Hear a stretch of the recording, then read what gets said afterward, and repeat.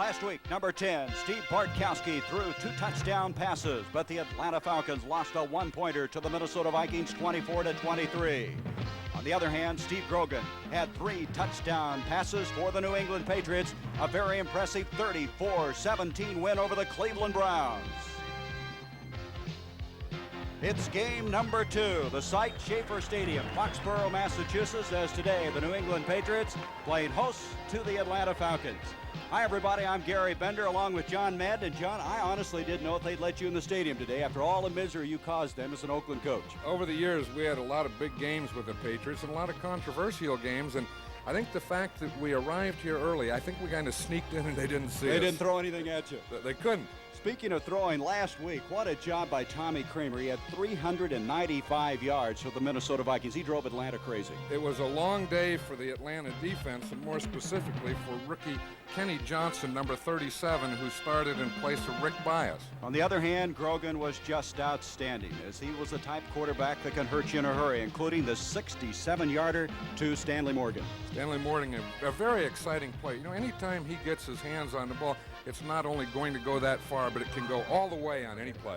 Well, that's going to cause a problem for this Atlanta Falcon football team, obviously, after giving up 395 yards last week. Before the game, we visited with Coach Lehman Bennett of Atlanta and asked him what they're going to have to do.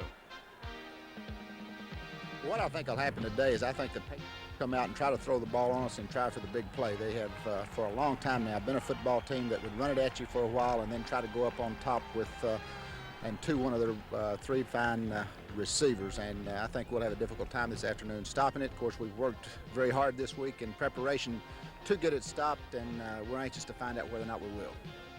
And we're going to find out in a hurry, as this is going to be a young rookie, Mike Hubach from Kansas, who will do their punting and also kick off. They don't want John Smith kicking off because of a sore shoulder.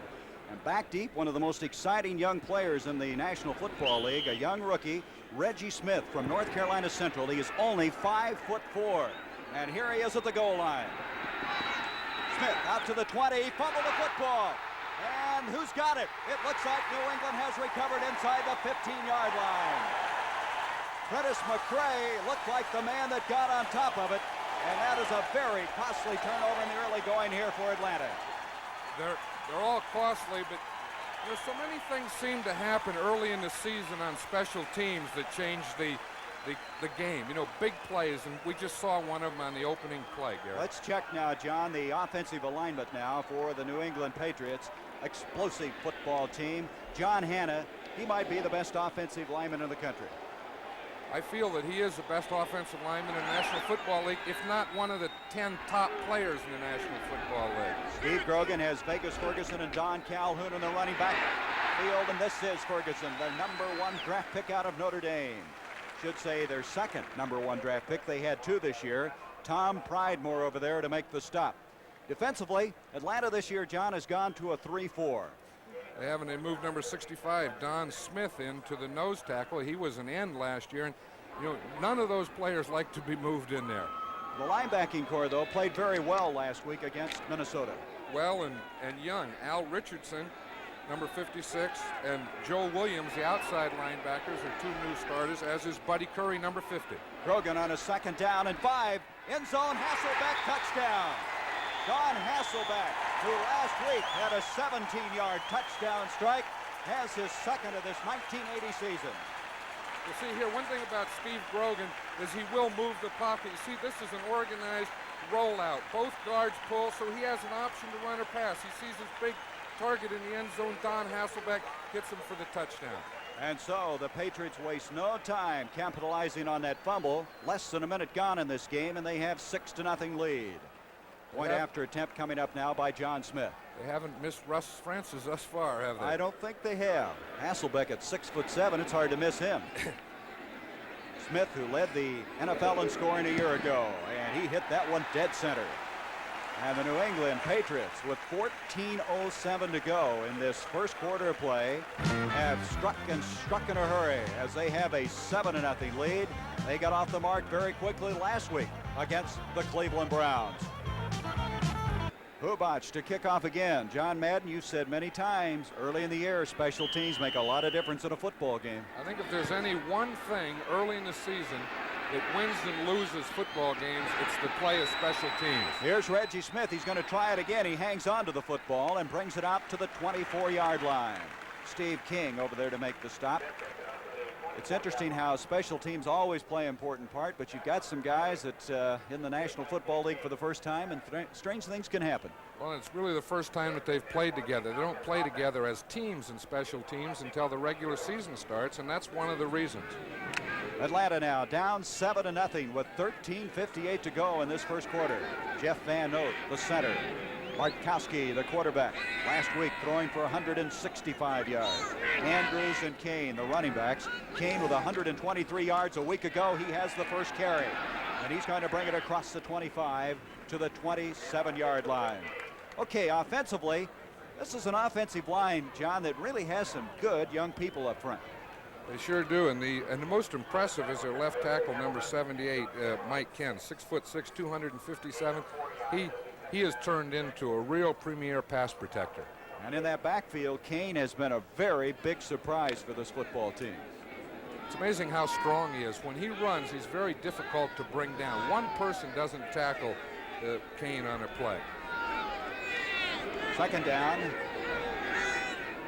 6 yards to go.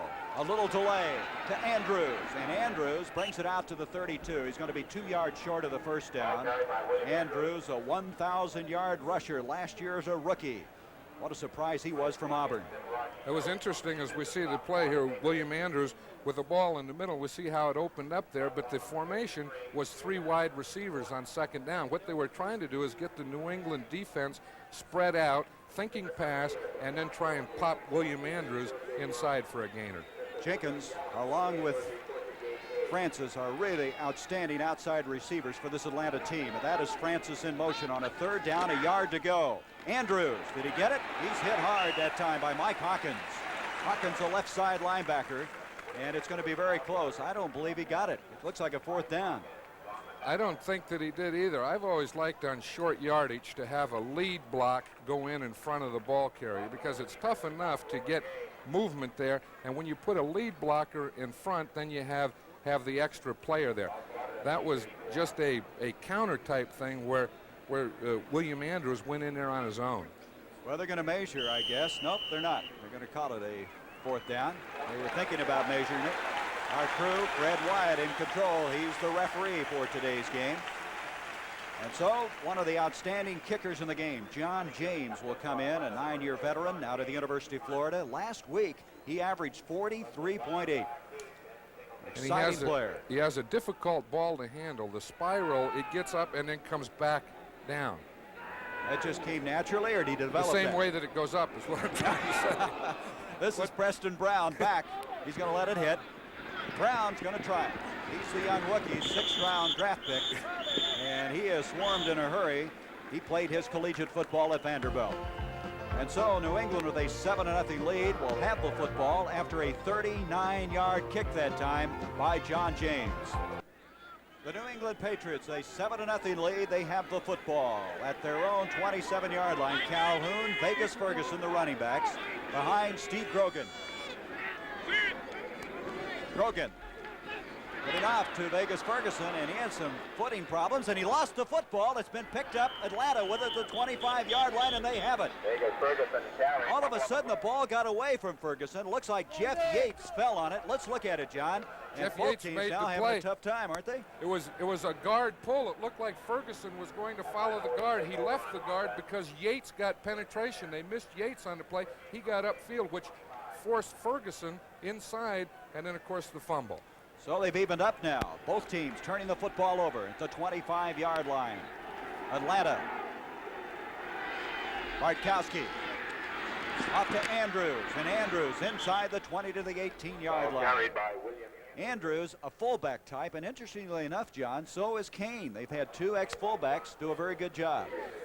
And they were both primarily blockers in college. I know when when Kane was at USC, he was a blocker for Charles White. William Andrews was known as a blocker at Auburn. And Coach Lehman Bennett said when he drafted Andrews, it was like buying a Cadillac and find out it gets 25 miles to the gallon. Second down and 3, a gain of 7. Junior Miller, their #1 draft pick, has come in at tight end, replacing Russ McKeskey. A give to Kane, and Kane very close to the first down at the 15-yard line. Lynn Kane, who had a knee injury in the 10th week of the '79 season. He'd impressed everyone up to that point. Coming back this year, and when Bubba Bean went down to injury, he's now taken over that halfback spot, and that was a first down just inside the 15. Lynn Kane is very strong, and he gets a lot of yardage at the end of the play on his own with his strength. Miller remains in at tight end. A big 6'4", 235-pounder out of the University of Nebraska. Bartkowski on the play action on the first down. As he's man, catch is made by Miller, the man we just mentioned, and he's inside the 10-yard line. Miller's had a dislocated finger, John, that slowed his progress. It did. You know, those things are really painful, and it's tough for a receiver. And we'll see this first passer on first down is a play pass where he fakes to the strong side, and then Junior Miller delays and comes across to the other side. That's a good play and a good start for Junior Miller. That's the first pass that he's caught in the National Football League regular season. On the other hand, he led them in receiving in the preseason, so they really like him. Second down now. They have 3 wide receivers in on this play. This is Andrews to the 5. John, they're using that a lot, 3 wide receivers. It's interesting. That's the 3rd time that they've used the 3 wide receivers. I think you tend to use it early when you want to get a shot from the press box, a Polaroid shot, to see how the defense will adjust to it, and then you decide what you want to do with it later. I would anticipate that today, on all downs, we will see a lot of 3 wide receivers by the Atlanta Falcons. That last run just short of a 1st and goal. They need to get just inside the 5. They're outside it. Mayberry now coming in. Andrews, Kane. Atlanta trying to capitalize on the fumble. Here's Bartkowski, and he has the 1st and goal. Bartkowski at 6'4", 213 pounds. That's a pretty good man to have in there for a sneak. That is. You know, if he just falls forward, you'll get the first down. You go 6'4", you timber, and you have the first, and I think that's what happened. So it's a 1st and goal inside the 4-yard line, 7-0. New England capitalizing on a fumble on the opening kickoff, and now, after a fumble on a running play, Atlanta trying to get even in this game. Andrews in the backfield, along with Lynn Kane. Bartkowski 1st and goal. Andrews is to about the 1-yard line. Mel Lunsford, who they have in there on running plays. They'll bring in Tony McGee and jump into a 4-man front quite often. They do. I was talking about Lynn Kane earlier being strong, but, you know, William Andrews is equally as strong, and that's one of the reasons that they can go 3 wide receivers or not use a lead block on short yardage, because he can get it on his own. Both of them can. Both these teams showing good offense in game #1 and doing it here in the 2nd game of the '80 season. 2nd and goal, 1-yard line. This is Andrews, and he's in. The ball is loose, but that does not matter. It does not matter. It's a touchdown anyway. Once you break that plane of the goal line, it doesn't matter if you lose the football.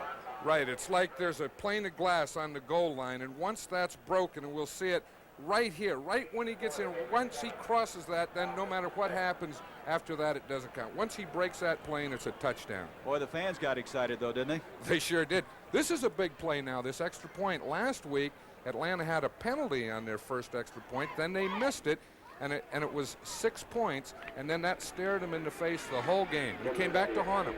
And the guy that missed it, the man kicking out, Tim Mazzetti.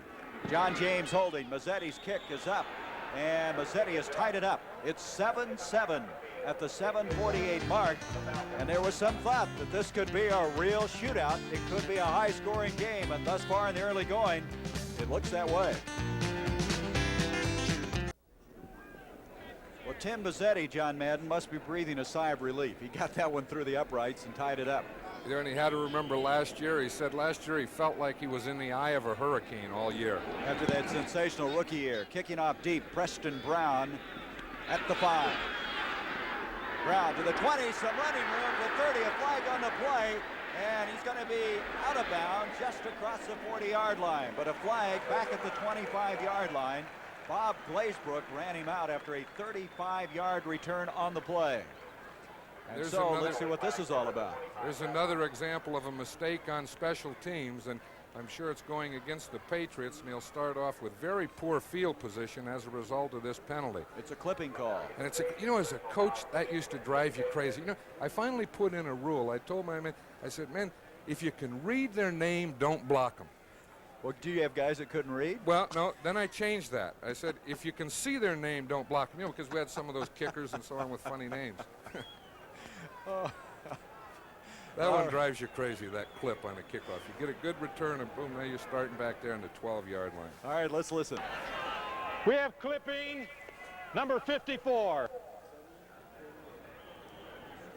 And so number 54 is going to be John Zamberlin, who is actually an inside linebacker, starting linebackers on that special teams. Don Calhoun, Horace Ivory, the running backs. The ball now at the 13 after that penalty. 7-7 our score. Grogan up to Calhoun, and Calhoun makes it to the 14. Calhoun in the place of Cunningham, who's still one of the holdouts, one of 4 for the New England Patriots. This telecast is presented by authority of the National Football League and is intended for the private use of our audience. Any rebroadcast or other use of this telecast without the express written consent of the New England Patriots and the National Football League is prohibited. And John, that still is the story here. The group of 4 or the slusher 4, whatever you want to call them, still not in camp. They're still not in camp, and I think as the season goes on, they'll miss them more and more. Second down, 9 yards to go. Grogan deep in his own territory, but he hits Hasselbeck, who already has a touchdown catch. And that'll move it out to the 20-yard line, very close to that first down. Hasselbeck getting a lot of playing time due to the injury to Russ Francis. Al Richardson, the rookie from Georgia Tech. There's another flag, and it's going to be holding against New England. That's the other one. I think the clipping that bothers you, and then holding after a completed pass is another one. But you know, I always respected Steve Grogan. I'll tell you, he's a real competitor, and there's a lot of quarterbacks that wouldn't throw from that position inside the 15-yard line. Holding number 67. That's going to be Bill Lenkaitis. You told me you thought Grogan was a 5-touchdown quarterback. A 5-touchdown quarterback. I always rated quarterbacks by how many touchdowns they were capable of producing in a game. Grogan is one of those that can produce 5 touchdowns. Horace Ivory now has come into the backfield along with Calhoun. Second down, 16. Grogan wide open, near side Morgan. Boy, that would have been a remarkable catch. Kenny Johnson, the young rookie from Mississippi State, the man they picked on last week in Minnesota. That's right. He got his first action, and I'm sure that will help Kenny Johnson. You know, it makes you feel good if the first thing that happens is on your side, and it was. Again, I admire Grogan for standing back there and throwing. You know, it's very dangerous to throw out of your end zone because not only the safety, but if you hold in the end zone, if you have a penalty in the end zone, then it's an automatic safety, 2 points. Andy Johnson and Chuck Foreman come in on a 3rd and 16. Well, Grogan calls, what, 90% of his own plays? Just about all of them. 3rd down, 16 from the 7-yard line. Grogan airing it out again. He's going deep. And this time, no chance for Morgan. Good coverage by Atlanta, and in particular, Rollin Lawrence. Believe it or not, though, there's another flag back at the 5-yard line. Let's go back and pick up some of the play in the trenches. Here we watch John Hanna. You see here, in a 3-man line, there's no man over him, so he has to come out and get the linebacker if he comes. And we see there Joel Williams was coming from the outside. Holding number 74. Declined. 4th down. They have to get rid of the football. We were talking about the officials working today's game. Don Wedge was to be here. He's been replaced by Dean Look, the former Michigan State quarterback. Don suffered a heart attack, and we certainly wish he and his family the very best. We sure do. He's a fine official. Hubach back. I didn't know you liked any officials, John. Oh, a few of them. I like them all away from the game. Oh, what a kick by Hubach.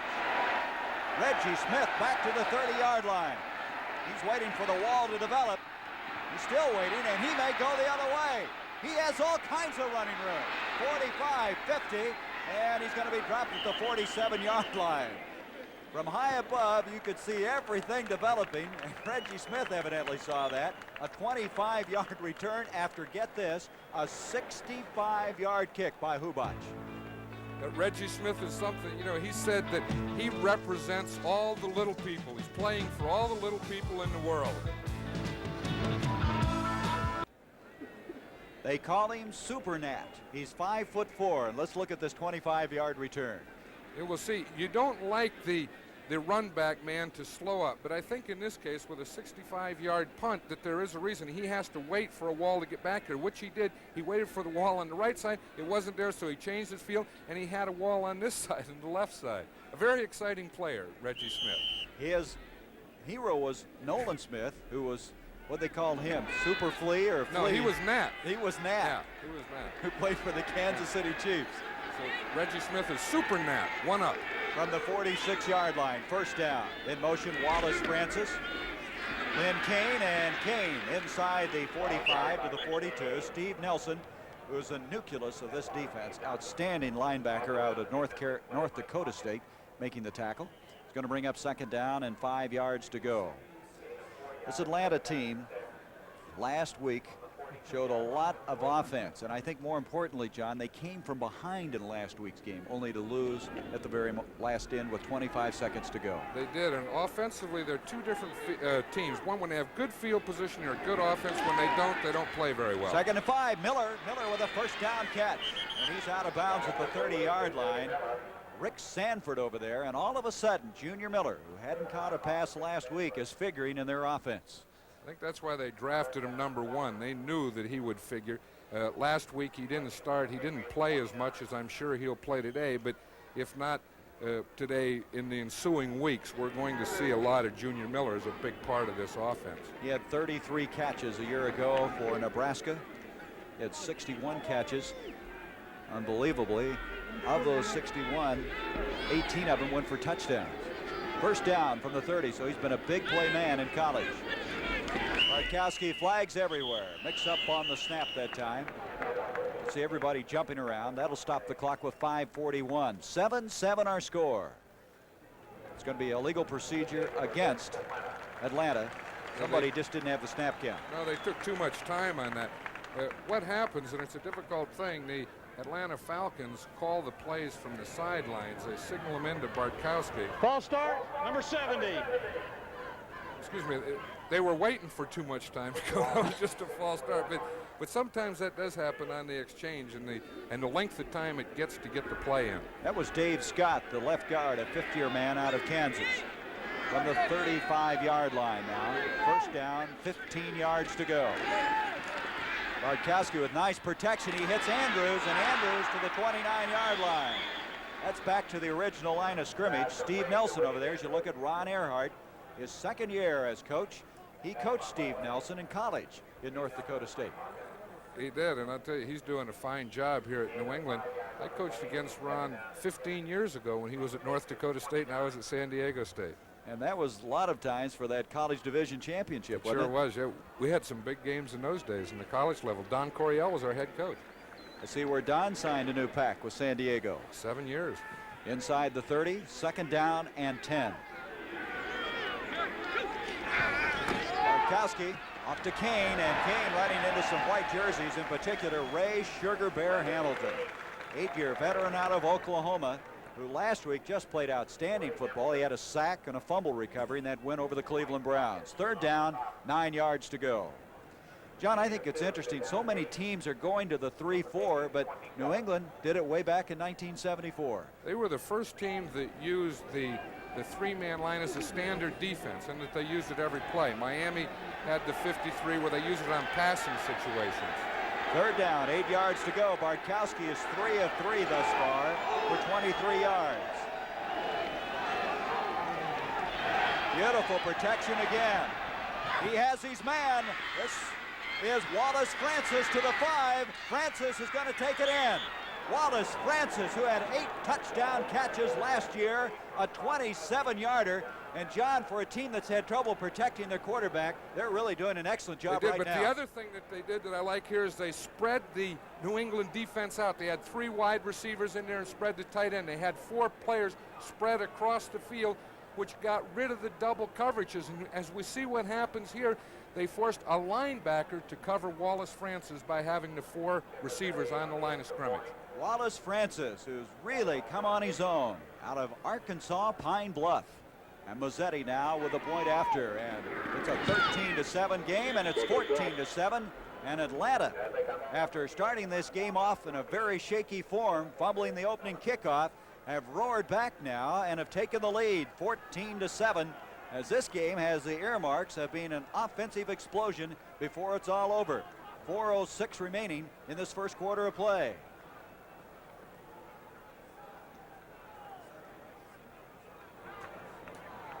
Not yet.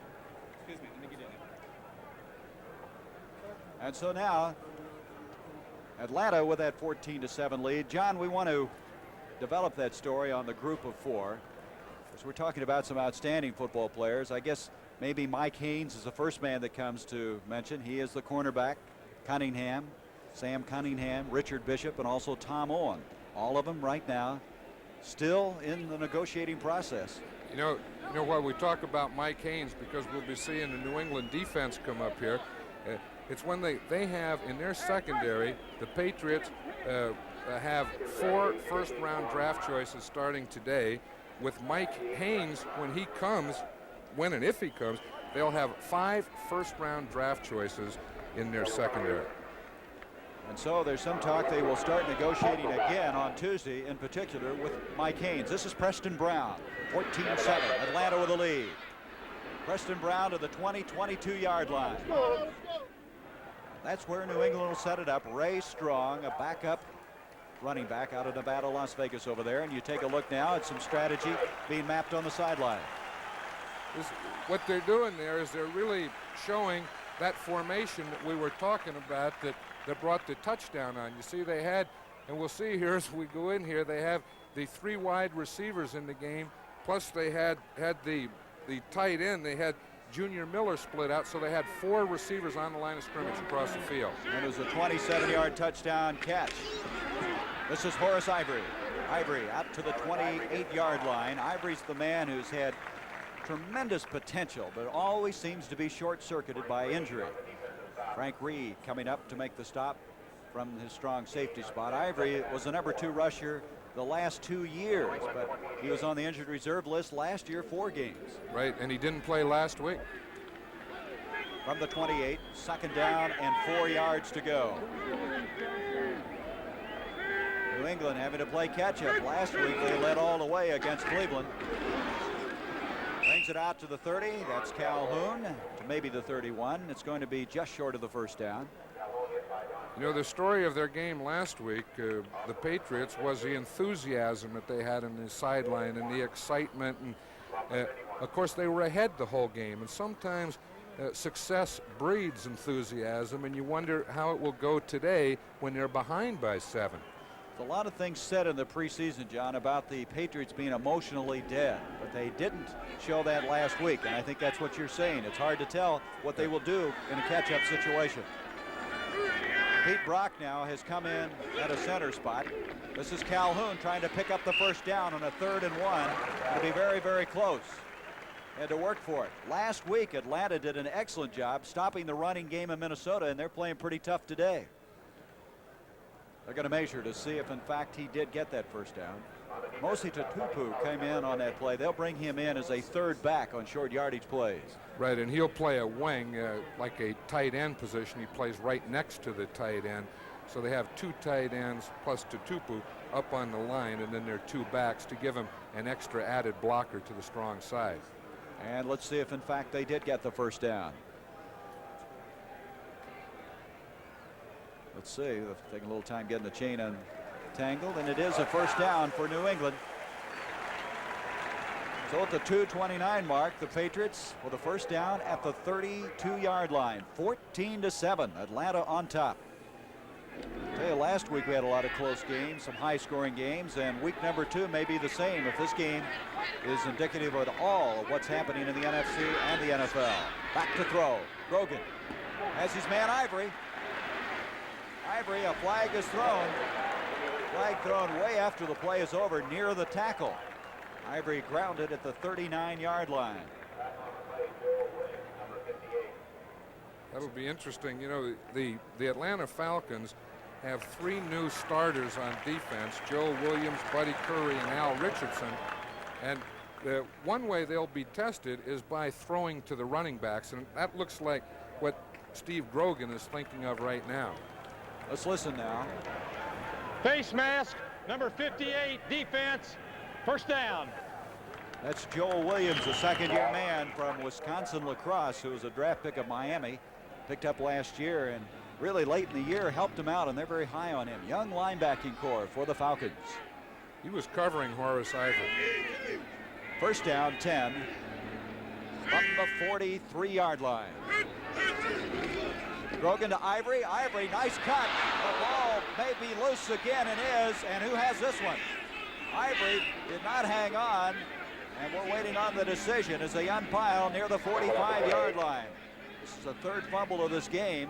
I would say that New England has it. You can always tell when the defense has it. They jump up and run off the field, and they all stayed there in a group, so I'm sure it's New England's ball. Sam Adams is the man who came up with it.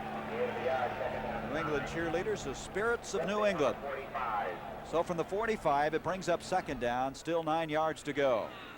Well, we've had 2 turnovers thus far, and they both resulted in touchdowns for the other team, so I'm sure New England's happy that they got that one back. Jeff Miro has come in defensively now for Atlanta. Grogan on the second down, lots of time, delivers it to Harold Jackson.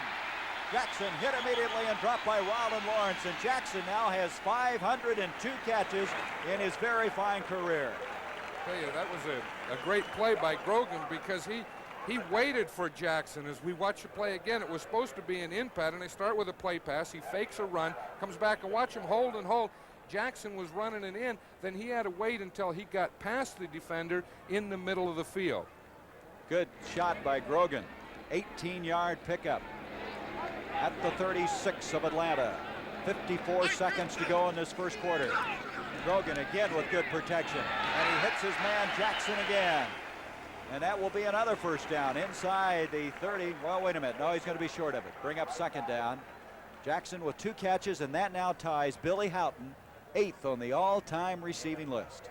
He's a fine player. We've played against him a number of times over the years, and he's always been trouble for us. It's interesting that the Patriots are starting to work on the left side of the defense away from rookie Kenny Johnson. Wilson Famuina comes in. Miro checks out for Atlanta defensively. That is interesting. But Johnson's relieved. Second down, a long 2 to go. Grogan hits Ivory, and Ivory to the 31. But again, there's a flag on the play. That would be enough for the first down. With a flag thrown at the top part of the field. A lot of penalties on this particular drive. Boy, they're finding those crossing patterns open over the middle. They sure are. Well, they're doing 2 things. One, they're working the wide receiver to the right side, which would be Harold Jackson, of course, on Ryland Lawrence. The other thing is they're working the backs underneath. Offside, number 65, defense, declined, first down. That's nose tackle Don Smith. You don't see those guys offside, do you? There's one. I don't know how that can happen. The nose tackle, he lines right up on the ball. He lines up over the ball. Now, how you can line up offsides, I don't know, or jump offsides, but I'm sure what he did, he wanted to get so close to get off that his head lined up over the ball. See, his head has to be behind the ball. So the first down, of course, they'll refuse a penalty after that completion. The 22-yard line. Calhoun to the 20. Good job by Calhoun to the 17-yard line. Calhoun replacing Sam Cunningham. He, along with Chuck Foreman, alternating in that fullback spot. As this first quarter has come to a close, the Atlanta Falcons with a 14-7 lead here in Schaefer Stadium. With John Madden, I'm Gary Bender. We start this second quarter play, second down 5 for New England. They have the ball at the 17-yard line of Atlanta. They trail it 14-7. Ivory, Don Calhoun, the running backs. Jackson along with Morgan split out. Grogan at quarterback. In motion goes Harold Jackson.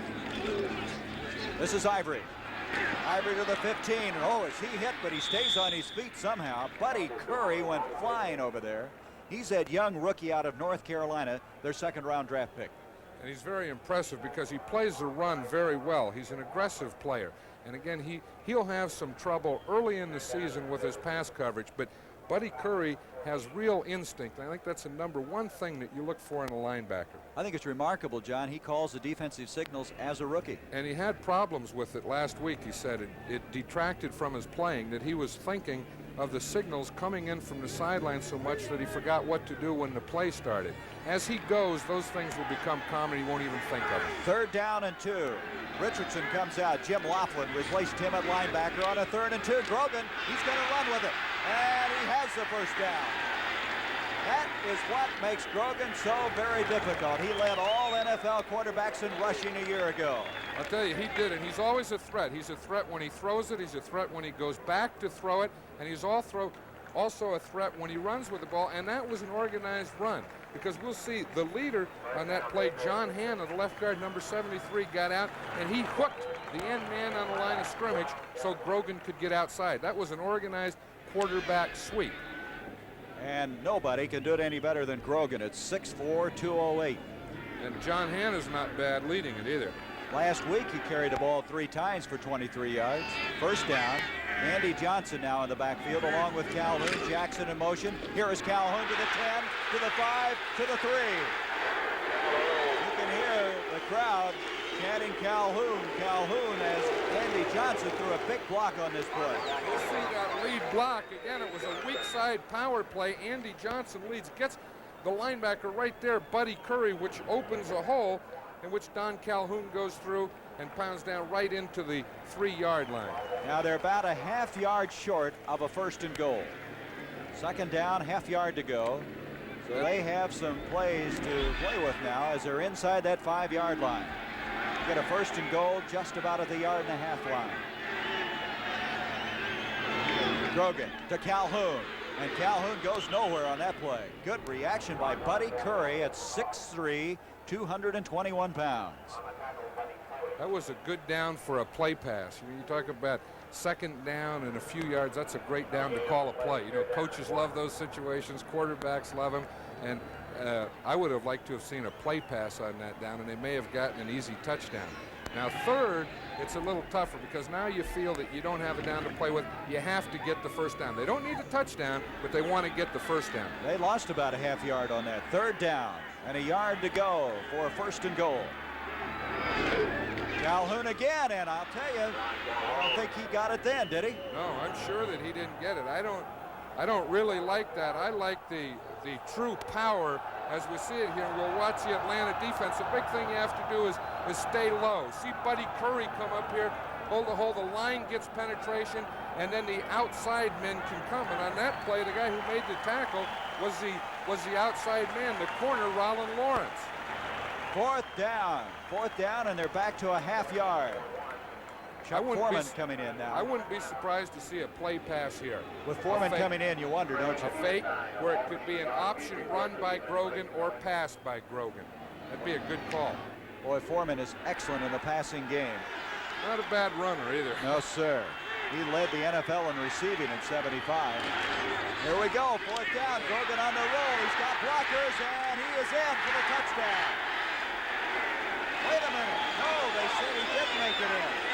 He's at the 1-inch line, but it will be a 1st and goal. They do have 4 more downs to take it in. I thought he got inside that pylon. It was right on it. Now the thing is, of course, it has nothing to do with the pylon. Again, he also has to break the plane on the goal line. See, he can touch the pylon with his feet, but the ball has to get across the end zone line, and it doesn't look like it did. But I like this play. See, he has an option. He can run or he can throw the ball. Here he gets out there and he decides that he'll just run as we see him go here. See, now the ball doesn't cross the plane of the goal line. The ball goes outside, out of bounds before it gets to the goal line. Good call, but they still now have 4 downs to get it in. That was a very important 1st and goal for them. It sure was, and it was a good call. Chuck Foreman was hurt on that play. He is on the near sideline being attended to. Foreman coming out. Tutupu has come in the backfield. We have Andy Johnson and Don Calhoun. 1st and goal at the half-yard line. Calhoun, he's in. Touchdown with a flag. There is another flag on the play. Boy, he was hit in If midair. that flag will go against Atlanta, I'm sure they lined up offsides and the touchdown will stay. Again, they had to really work for that. Calhoun hit hard as he tried to go airborne and couldn't quite get up and over. I like that play. They had motion. They brought to Tupu in motion. He comes across, which gets some movement on the defense. Then they had the halfback Andy Johnson leading, so that gave him 2 additional blockers and really made a power side for Calhoun to get in. John, you know, that's where they miss Cunningham. Nobody is better at that goal line dive than he is. And short yardage blocking. Trying to tie it up now is John Smith. The flag again, believe it or not. It's good, but the penalty flag is at the 3-yard line. And the discussion forthcoming. So New England, at this point, apparently has tied it up. Unless they have to kick it again, it's going to go against Atlanta, I believe, and is their 2nd consecutive offside. Right, and that one will go on the kickoff. They'll kick off instead of the 35-yard line. Number 22, defense. Penalty on the kickoff. Extra point is good. I think he's listening to you up here. Well, if he is, it would be the first time to ever listen to me. So we're all even. 12:03 to go till halftime.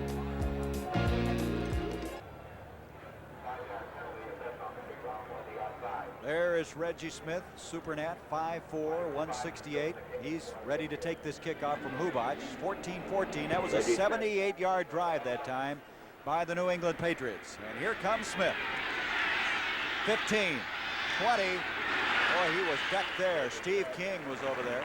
And at the 20-yard line, that's where Atlanta will set it up. Also, Bill Courier, a former Houston Oiler. That last drive was an impressive drive, John. It took 6 minutes and 53 seconds. We talked earlier about Steve Grogan calling his own plays. I was impressed with the way they executed the drive, but I was also impressed with the way they called the plays and the plays that they called. When you got a guy like Grogan, he just adds a dimension, doesn't he, on that ability to run outside. That run is a real option, or the threat of a run. Now we have a little mix-up. The officials on the far sideline conferring. So they'll re-huddle. Atlanta last week in that loss to Minnesota, losing on a 27-yard field goal with 25 seconds to go. And Lehman Bennett, visiting with him, was really interested as to how his team would come back. And boy, early they proved they weren't going to let that setback hurt them at all. No, they haven't, and that's always the test. You know, once a game's over, there's nothing you can do about it. You put it in a can, and it's what you do the next one. Francis and Jenkins, the wide receivers for Bartkowski. That's Andrews in motion, and this is Kane with a football. Kane somehow stays on his feet and picks up 3 yards, and that shows you his strength. Steve Nelson made the tackle. John, you were saying that Kane must have great upper body strength. He has to have. You know, this is the 2nd week in a row that I have seen the Atlanta Falcons. I have yet to see the initial tackler take Lynn Kane down. I have not seen that. You know, he just looks like his upper body is of steel. When they come in to tackle him, they just seem to bounce off him.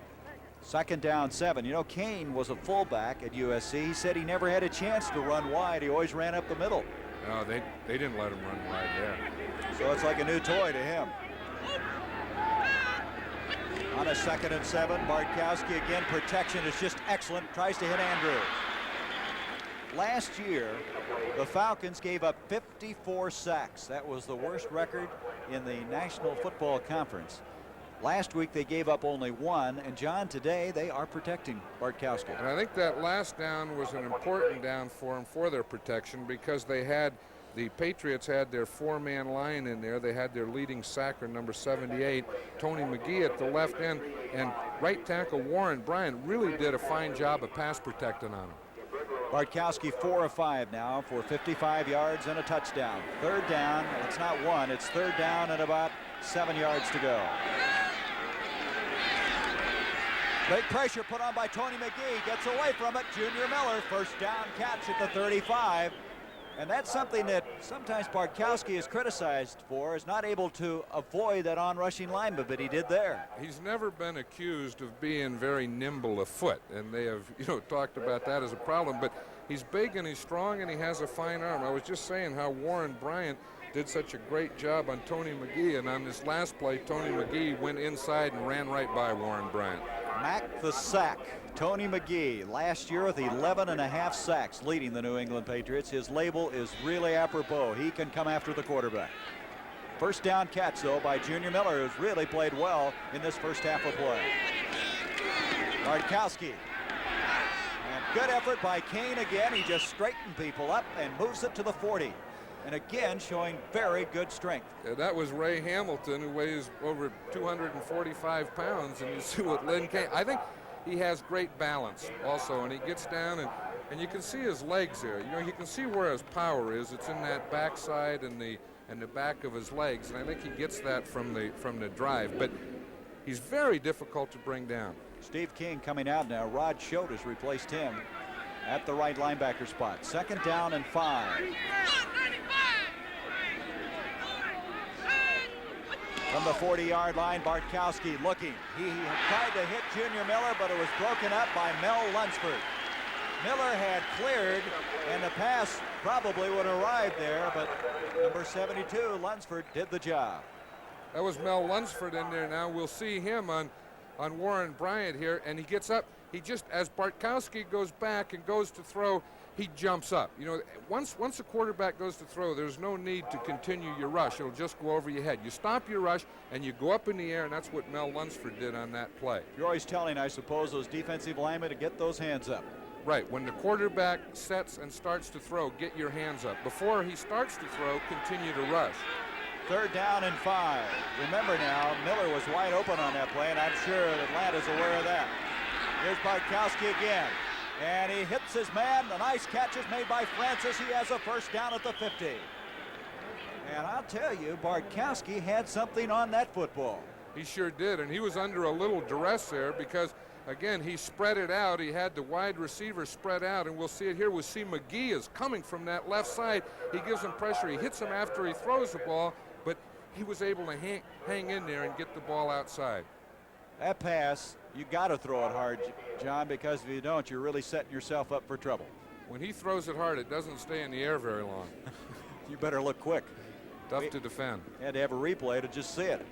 Just short of the 50, another first down. Atlanta continues to move the football. 14-14 our score. 9.5 minutes to go. First half of play. Up the middle is Andrews, and Andrews to the 47-yard line. Andrews only carried the ball 7 times last week for 35 yards. A big difference from the fact that a year ago in his first game, he gained 167 yards. He did. He ran over 1,000 yards last year as a rookie.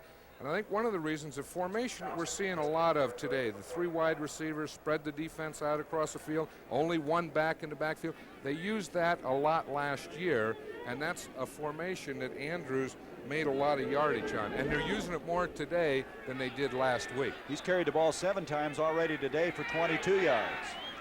Second down 7. Stop the action, and Bartkowski is going to talk things over, something he did not like. So he asked for the timeout. Bartkowski out of the University of California, his 6th year last year, throwing for over 2,000 yards. Probably his best year in the National Football League. It was, and they said that he had an outstanding camp. He didn't throw an interception in the preseason, and he's starting off well this year. Atlanta using their first timeout at halftime. The NFL Today, Brent, Jimmy the Greek, and Irv Cross. And they're going to have a live report from Los Angeles as Jack Youngblood, the defensive end, will be visiting with Brent at halftime. So stay with us for that. Second down and 7 for Atlanta. 14-14 our score. Bartkowski intended for Jackson. He got it. Alfred Jackson to the 40. Jackson to the 35. And that was a good play by Jackson, who's made some big plays for this Atlanta team. That was a big play. It bounced off someone. That ball was tipped out there. You know, it'll be interesting to see as we see Adams comes here, the right end, Julius Adams. He tips the ball. Now it tips up. It's a screen pass as we see the line coming out. We see Mike Kent coming out there and blocking on Sanford to get the play started. But that was from Bartkowski to Julius Adams to Give an assist to somebody, huh? Right, to Julius Adams, to Alfred Jenkins. You know, Jackson's a guy that caught that Big Ben play in '78 that beat the Saints with about 10 seconds left. So he's made some big plays. Andrews and Kane, the running back. First down, just inside the 35. In motion is Kane. Bartkowski delivers the ball. Junior Miller, and look at him shed tacklers. There is a flag, however, at the 30. Miller ran over some people.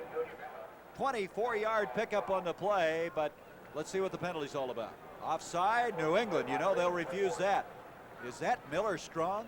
He sure is, and as we watch this, it's 3 wide receivers in there, 1 back in the backfield. They faked the ball on a play pass. They faked the ball to William Andrews, and then he came up and threw to Junior Miller right down the middle. As we see it right here. See, it held the linebackers well, just long enough to let Junior Miller get between the linebackers and the safety. Our director, Jim Silman, on that second replay showing that Tim Fox was the guy he ran over. I mean, he didn't even stop for a second. You know, when you're 6'4" and 235, you'll run over a few safeties. So now it's a first and goal inside the 10. Bartkowski's 8 of 10 now for 95 yards. A little delay, and that did not develop as Kane dropped in a hurry by Ray Hamilton. And so Bartkowski now losing yardage back out to the 13-yard line. He's second and goal at that point. There's the stats on Steve. He's done very well. I think what's impressed me today, and you alluded to this earlier, he's really mixed it up. He's really come out throwing to everybody and mixing his receivers up well. And the other thing that he did that you have to do against this defense is you have to throw on first down. You have to be able to throw on first down, second down, or third. You can't stereotype yourself, and he hasn't. Second and goal now from the 12.5-yard line. 14-14 our score. Bartkowski has time. He hits Miller again, and he's going to go in unmolested for the touchdown. He was as open as you'll ever get open. He was open. It was a play pass, and it's what we call a delay. They faked both backs to the side of Junior Miller, made it look like an off-tackle play. As we see it here, see both backs coming to the strong side. Miller delays and gets hidden in there, comes underneath the linebackers, and 2 Patriot defenders pick themselves off. Boy, Junior Miller will be a big force for this team this year. I think that's exactly right, John. I couldn't say it any better. He really has been a force in this first half. Standing play, 12-yard touchdown catch, and Mazzetti trying to give him a 21-14 lead. And Mazzetti has hit 3 in a row here. And so this Atlanta team, a very gritty team, able to make it 21-14. Miller now with 5 catches, 67 yards and a touchdown. But if you like offensive football, this is your cup of tea here this afternoon. 21-14. Atlanta with a lead. Mazzetti to kick off. Preston Brown back deep.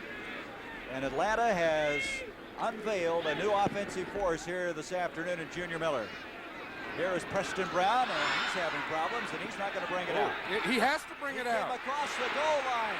He came across the goal line and went back. He did, and he stepped on the goal line. The ball was across the goal line. You can't leave it there. If you get it in the end zone, you don't have to bring it out.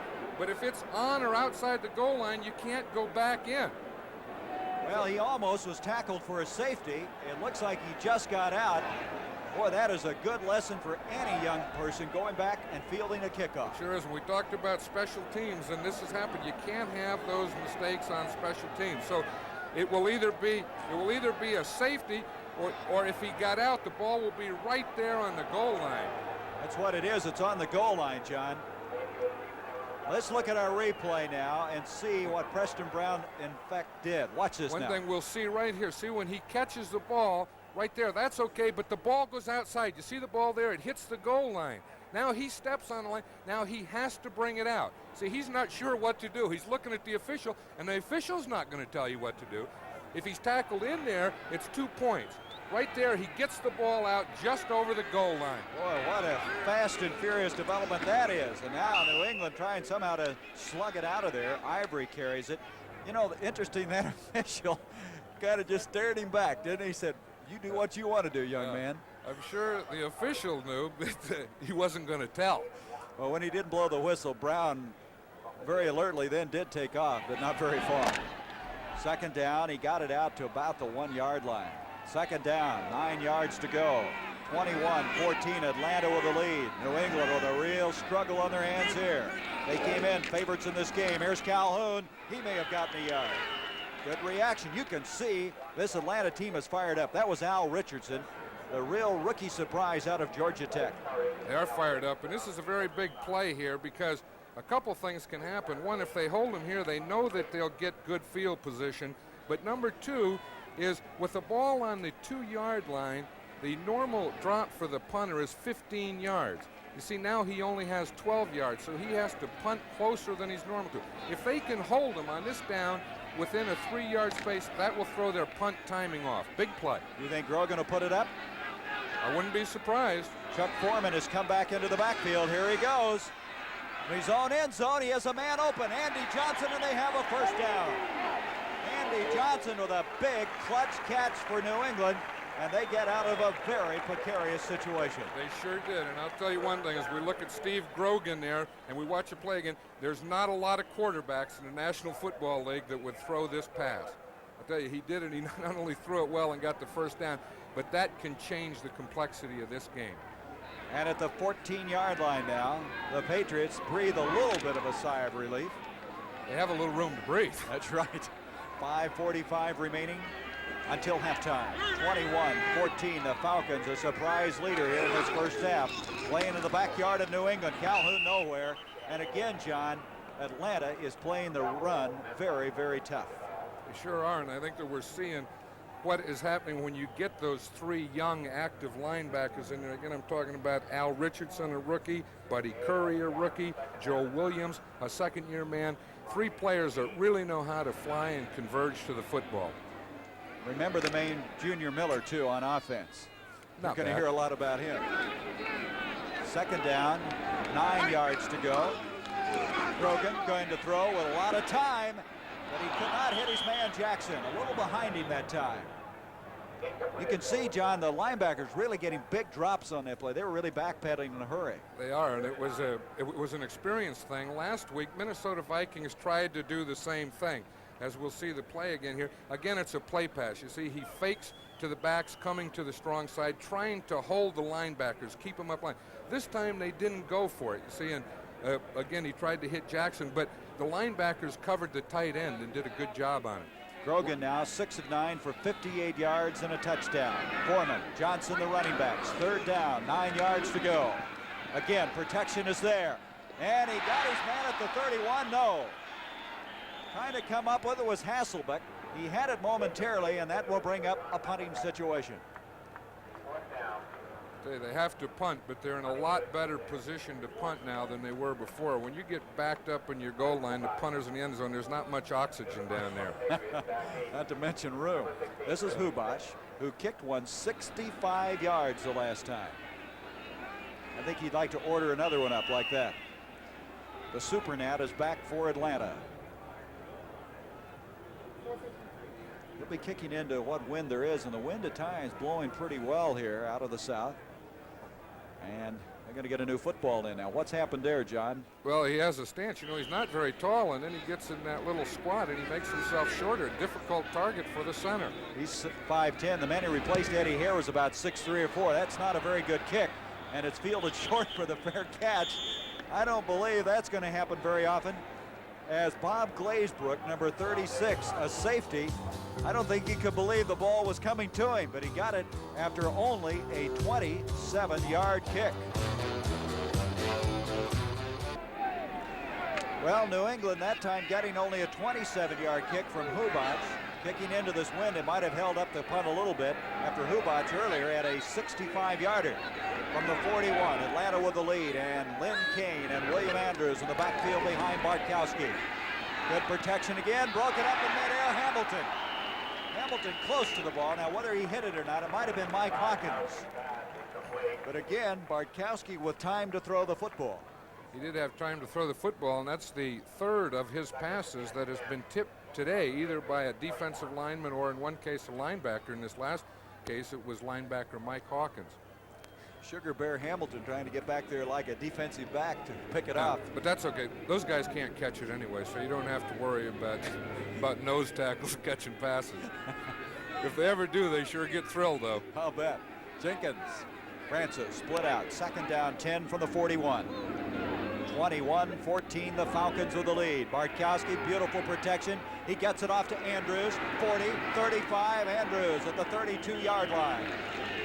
That was quite a block by Warren Bryant, the big offensive tackle, and a man shaken up, Mike Hawkins, for the New England Patriots.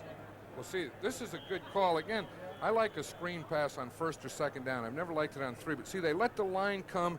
Andrews sneaks up underneath. We see the big tackle out there, Warren Bryant, number 66, making a lead block, and it's close to a first down. Hawkins is still down at the 36-yard line.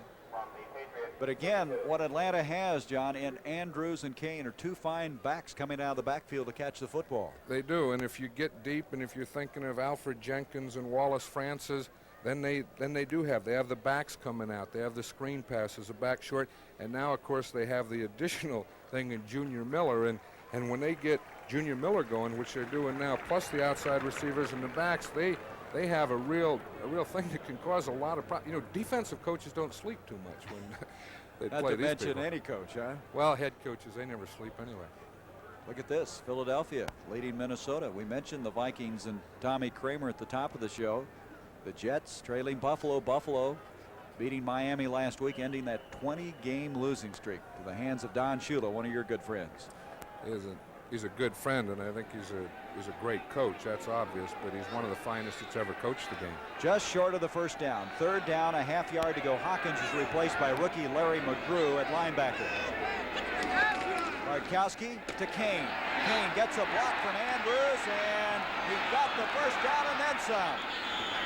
To the 22-yard line, but Andrews threw a great block at the start of that play that gave Kane time to pick up 10 yards. Well, we'll see that block in that run, and we'll see Andrews here in the lead block, just takes the man right down, and Lynn Kane waits, then he's by. And again, I said no one person this year has tackled Lynn Kane. Now, he doesn't look spectacular. He's not your O.J. Simpson, your O.J. Anderson, but Lynn Kane is something in his own. He's kind of a pick-and-choose runner, isn't he? He just keeps darting around and bouncing off of people. He chooses defenders to run over sometimes. Going to start running the other way from the 22, first down after that 10-yard run by Kane. Bartkowski on first down.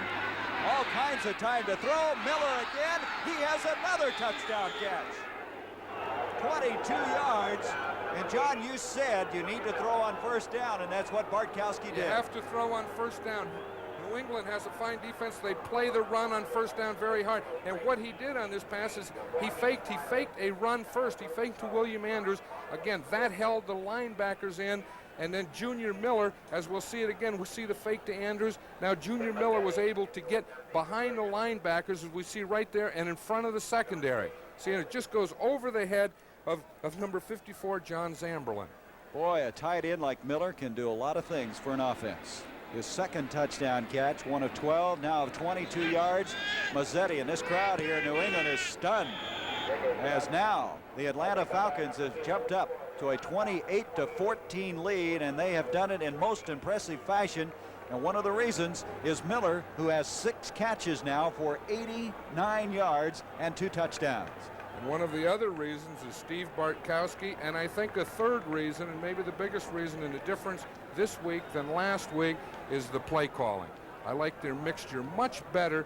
Last week they were running on first down more, they were running on second down, then they would get in those long yardage situations to pass. This time, they're, as you mentioned earlier, they're mixing it up all the time. Very, very impressive. Look at these stats, John. Bartkowski's 11 of 14, 138 yards and 2 touchdowns. Missing on only 3, and 2 of those were deflected, I think, in the defensive line. You were saying earlier about the excitement that we'll have in the National Football League this year, and we had it the first week. We're having it here again today, and I think we'll have it throughout the year. As a result of those new rules, they can't bump after 5 yards. Now it's a true passing and receiving, and the game is evolving into quarterbacks and receivers. I think interesting this year was in the preseason, the NFC won that battle with the AFC 22-20-4, first time in 4 years. And last week, the NFC did very well against the AFC, and here today it's happening. Preston Brown won't bring this one out. There's Bartkowski. And Bartkowski, those touchdown passes for 138 yards, talking things over with Andrews. He doesn't even have a smile on his face yet. That's good. That's good because you don't smile until you go into the locker room after the game. I like that. I don't like to see him smiling in the first half. I think we said Bartkowski had 2 touchdowns. He has 3 touchdown passes. 3 touchdown passes, and his name hardly fits on his jersey. When you throw the ball, it doesn't matter, right? You could have any name. Francis caught one earlier, and of course Miller with 2. Here's Grogan back to throw on a first down. He hits Jackson, and Jackson is belted very hard on the near sideline. He had to kind of wait a little bit on that ball, and Lawrence really teed off on him. He sure did, and I think we'll really see an aerial show today as we see Grogan get back here, throw the ball, and get it to the outside, because once the other team, now that the Patriots are 2 touchdowns down, now Grogan will start throwing, so we'll see a real aerial. Look at this tackle here. This catch was the 504th of Jackson's, moving him into 7th on the all-time list, moving ahead of Billy Houghton, who's a fine wide receiver. Sure 504. He's going for the top, he told us prior to the game. He's going to be number 1. Grogan back on a first down. This is Morgan at the 50-yard line. He is enveloped in a hurry. Lawrence, but all of a sudden now the Patriots are on the move. 17-yard pass completion. As we see, if you don't envelop Stanley Morgan very quickly, he can take that ball, as we said earlier, and he can break anything with it. Look at Grogan hang in there. Just as he was throwing the ball, he gets hit. Roland Lawrence really had good coverage on that play, but it was a fine throw and a fine reception by Stanley Morgan. There's Lehman Bennett. He has to be happy thus far, leading by 2 touchdowns. Grogan back, 2:24 left in the first half. Calhoun, and he can't hang on. A good shot that time on the near sideline. Good defensive play by Reed, but there's a flag at the 41-yard line. That'll be a penalty. That catch was good, but that'll be a penalty against the Atlanta Falcons defense, I'm sure. That was a catch a while ago? I'm surprised. I'd like to look at that again. Let's see. I see the official is standing there, and he has the ball marked, so I'm sure that they counted that as a catch. Whether it was good or not, we'll see right here now. But again, it's academic because the penalty was against the Falcons. Golly, it was. Oh, yeah. Huh. Those officials are right on those calls. They don't make too many mistakes. But as you mentioned, the penalty. Let's listen. Illegal chuck. Illegal contact, number 54, defense, first down. That's the reason they'll take it, not the distance as much as just the first down, the automatic first down. Automatic first down, and again, the rule is, we just saw an example of the rule that is really responsible for all this passing in the National Football League. After a pass receiver runs 5 yards, he cannot be touched by a defender. And that means those guys in the secondary better be quick. First down. Grogan, as we have 2:18 to go in the first half, hits Foreman, and Foreman will go out of bounds at the 37. And now Grogan really opening up. He's in his 2-minute offense, and Grogan, when he's in the 2-minute offense, he can drive you batty. He can drive you batty anytime because he can always, throw the ball. He mixes it around. He throws it to his backs, to his tight end. Although Russ Francis isn't playing today, he throws it to his wide receivers. You finally get that figured out, then he runs against you. Second down 3. You see Pete Brock is in at center. What they're doing now is Linkaitis will play the first quarter, Brock the second. They'll change back again in the second half of play. Alternating at center. Grogan 9 of 13 for 96. Foreman. And Foreman dropped at the 32-yard line. That will be enough for the first down. Joel Williams making the tackle. Foreman's a new man here, John. He came in weighing about 211 pounds, losing around 28, 29 pounds. He did. And I was talking to Chuck yesterday, and he said, I'm not just a pass receiver. And he was talking to the coach. He said, I want to run the ball also. So I'm sure he was glad with that last play where he got his first chance to run. Toyota Celica Super is life in the fast lane that's almost beyond belief. But the Super is not the only way to join the fast crowd. There's a now classic sporty Celica GT Coupe and the GT Liftback. And for those who would like a sporty Celica for a little less money, there's the ST, the lowest price Celica. To find out which one's for you, drive a Celica. Then just trust your feelings. A Celica selection. Toyota. When Europeans get together with friends, they serve their wine in a carafe. Thanks to Paul Masson, we can enjoy this same tradition. Paul Masson's convenient carafe, sealed fresh at the winery to capture each wine's delicious flavor, whether it's Paul Masson's delicate, crisp Chablis, rich, mellow Burgundy, or delightful Rosé. The Paul Masson carafe. The time has come for this great way to serve a great wine. Tuesday, the Dukes of Hazzard star in a special 2-hour TV movie presentation. Carnival of Thrills. The action never quits. Be there Tuesday at 8/7 Central and Mount. We've just completed the 2-minute warning now at halftime at the NFL today. Jack Youngblood, the Rams, of course, not playing today as they played Thursday night. Jack Youngblood will be visiting live with Brent Musburger on the NFL today. 2 minutes remaining in this one, in this first half. From the 32, it's a first down for New England. They trail 28-14. Had a dandy football game as of right now. New England with 13 first downs, Atlanta with 12. Grogan just got rid of the ball to Foreman. And Foreman knocked out of bounds at the 25, a gain of 5. Al Richardson came storming through, and Grogan having to throw that ball in a hurry. And that was the only thing that he can do, because I think that Al Richardson was supposed to have been blocked by Chuck Foreman. So Foreman doesn't block him. No one blocks Richardson. So the only man that Grogan can go to is the man that didn't make the block, Chuck Foreman. So if you're going to miss a block or forget to block someone, then you better catch the ball and get him off the hook, which he did. Foreman's really good at that too, running to an open spot, getting open when your quarterback's in trouble. A gain of 8, second down and 2. Boy, the Falcon linebackers dropped back 5 yards. Now they, as you can see, jump right back up on the line of scrimmage. They're really moving around. This is Andy. Here is Andy Johnson to the 22. That'll be a first down. At Grits Blitz, they would send those guys a couple of years ago, all 11 of them. They did. They don't do it as much, but they still have it in their arsenal, and it's something that the opponents always have to prepare for. We see we're down to 1:36. Now that's plenty of time because the Patriots still have their timeouts, and what they would like to do is get a score in here before halftime, but not get a score too soon that they let Atlanta have the ball again, because they're having trouble on defense. So from the 22, the clock shows 1:18, a first down, Grogan. A little bit of pressure again, Jackson, touchdown.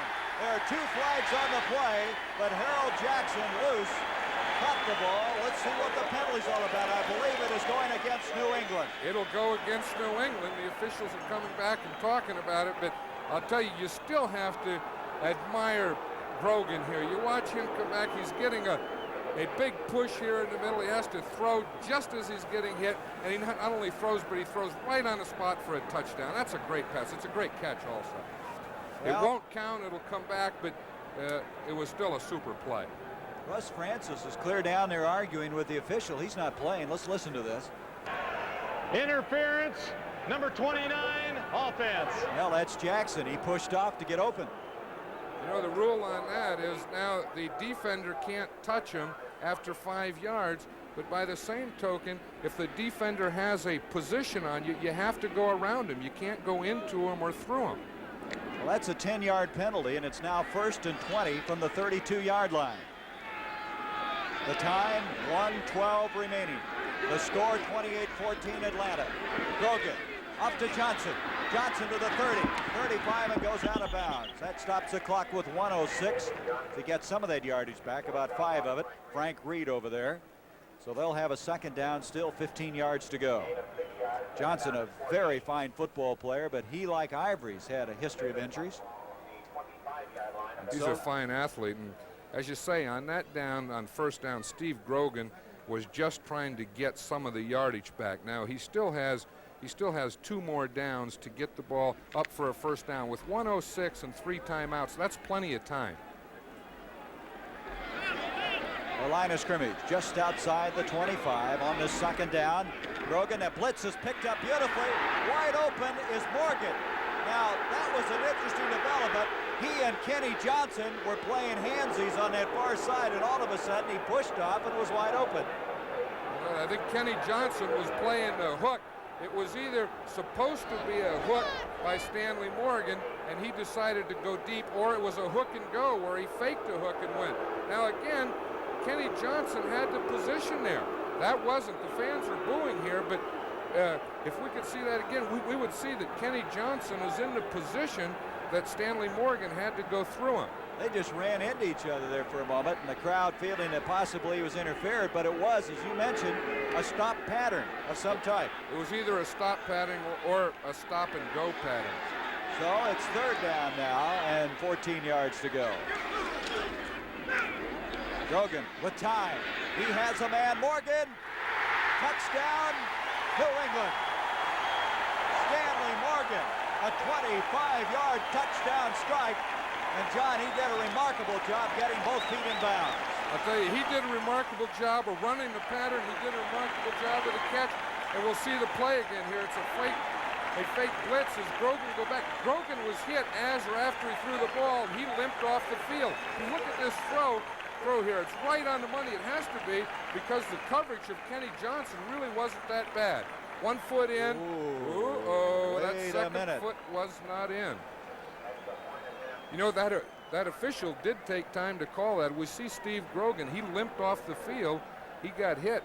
Boy, I tell you, Jim Silman will put it up again, I'm sure. We'll look at that last play. Grogan coming off the field, but I don't believe, John, he had both feet in. Well, no, he didn't have both feet in. You know, again, both feet at the same time. When you get the ball, it looked like he had 1 foot. That second step went out of bounds. All right, we're going to look at it again. You see the score now, 28-21. You take it, John. And you know, I don't know that I've seen two quarterbacks pass better in 1 quarter than Steve Grogan here and Steve Bartkowski had. We'll see right here at the end. Now, as we'll see right here, when he catches the ball, he has a step on Johnson. We'll see he has the ball now. There's 1 foot, second foot out. No, that shouldn't have been good.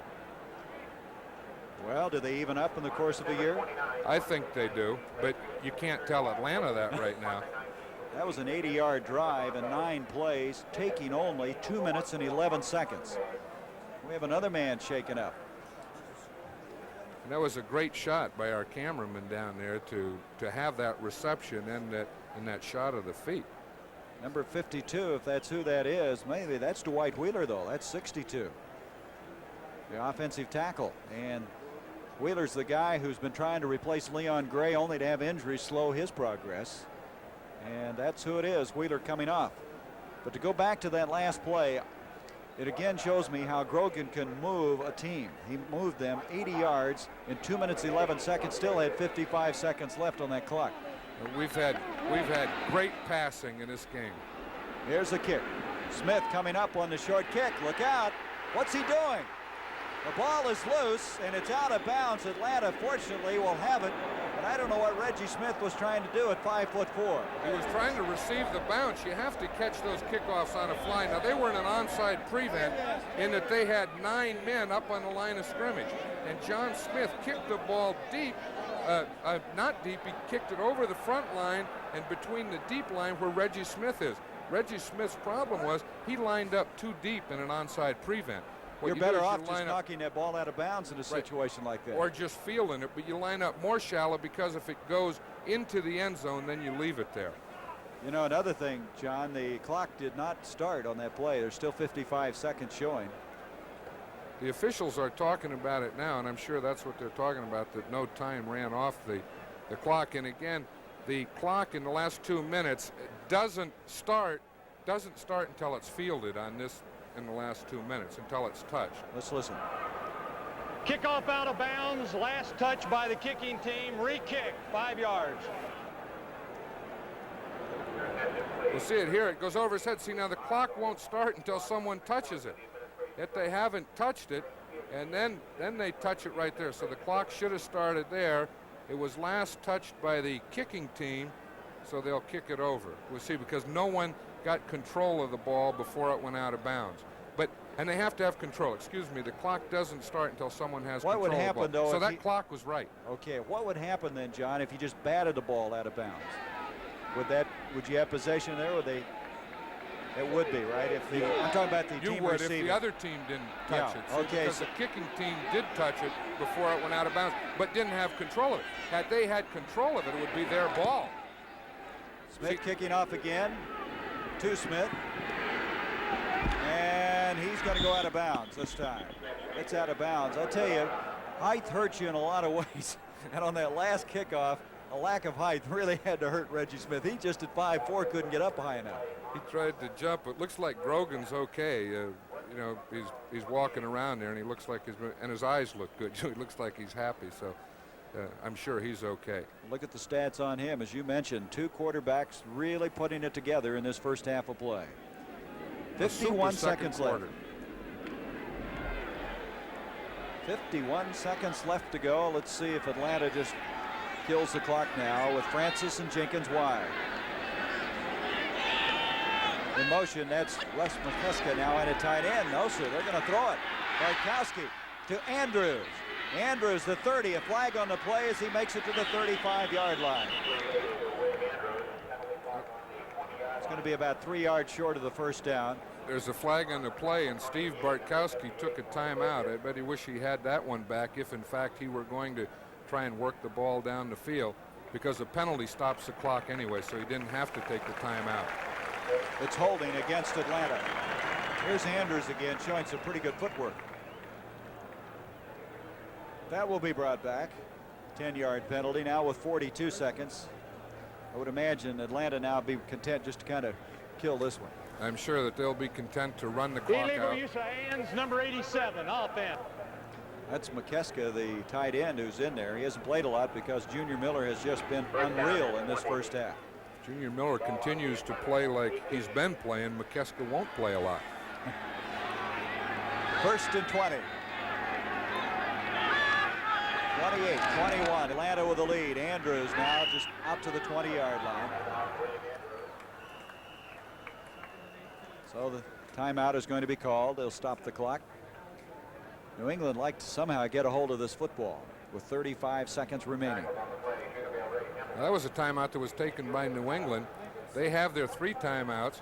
I'm sure that they're thinking if they can stop them on these next 2 downs and maybe force one punting situation and try and get a block or one big play before the half is over, it is a way that they could tie it up before halftime. Number 70 in there now. For it's starting to rain. Yes, it is. I just started to say, are we getting some rain now? Really starting to come around. Fans are starting to get the umbrellas up, and all of a sudden it's just started to pour here. Started to say, the way things are going in this game, we're going to have a lot of offense, but all of a sudden with this rain, that might change things in a hurry. Well, it could, but I don't think in this field. I'm not really a fan of artificial turf, but I'll say one thing for this field here in Foxborough is it does have very good drainage, and they can get the water right off it. Doesn't look that dark around here, but it's sure raining. 2nd down now, 16 yards to go as we come to the final 35 seconds of the first half. Here is Kane, and Kane just about to the 24. They never did get him down. And that's been the story of his career. He is tough to get down. A little shoving in there now. I don't know. You know, he played at USC for my friend John Robinson. John coached with me at Oakland. We grew up together, and John told me about Len Kane. He said, he's your type of running back. You ought to draft him. I retired, never had a chance. John never gave me anything before that, but when I retired, he told me about Len Kane. He was right. So now another timeout used by New England. They have 1 remaining. You see the time, 15 seconds. The NFL today at halftime. Jack Youngblood, who has rejoined the Los Angeles Rams, but the Rams 0-2 in the early going. Interesting thing about the division Atlanta's in, John, is the fact that in the first week of the season, only one of those teams won out there, and that was San Francisco. San Francisco, and I think that playing that Thursday night game for the Rams at this time, having all those players having missed training camp, may be an advantage because they get, 10 days off there that they can have a little added training, and they may be more ready to play and in better condition to play when we get down there to do the Los Angeles Green Bay game. Well, the Rams, as you mentioned, you have a guy, he thinks he's in shape, but he's not really in shape until he gets into camp and starts hitting people. It's not the same. 3rd down, 14. 13 seconds left as Andrews out to the 26-yard line. Check that, Lynn Kane. And there's the time as New England will use their last timeout to stop it with 9 seconds left. This will be interesting here. There's 9 seconds left. Really, the ball will stop. I mean, the clock will stop at change of possession, so you get an automatic timeout there. I wonder if Atlanta would run a fake and not take the chance of punting the ball in this situation. The only way that New England can really do anything is by blocking the punt. So I'm sure we'll see 10 men up on the line of scrimmage coming after the punt. They can even afford a roughing the kicker in this situation. James has kicked only once in this game. John James for 39 yards. He's a veteran, and that's just what they probably discussed, exactly what you said, as Preston Brown goes back. 9 seconds left in a very entertaining first half of play. Atlanta with a 28-21 lead. It all started with less than a minute gone. Opening kickoff was fumbled. Patriots scored, and from then on, it's been an explosion. Here's James from the 12-yard line.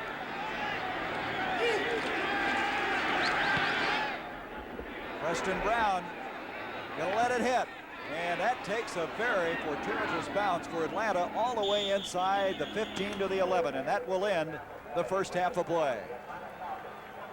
And so the Atlanta Falcons, who last week put 23 points on the board, have come back in this first half and scored 28 points, showing they have a very fine offensive team. They sure do, and I'm impressed with their defense today, too. They're playing the run very well. Those linebackers doing a fine job. We talked about Bartkowski. This is as well as I've ever seen Steve Bartkowski play a half. But one of the big things in that is the addition of Junior Miller. They thought that. They drafted him #1, the 7th player taken, and he's really shown why in his first half. He has just been outstanding. On the other hand, New England, there's a team that you just can't get enough points to stay ahead of them.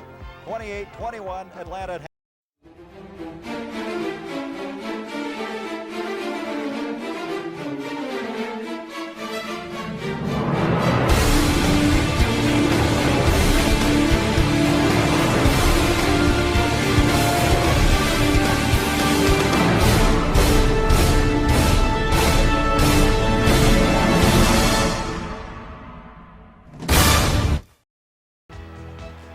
There's our halftime score at Schaefer Stadium in Foxborough, Massachusetts, 28-21.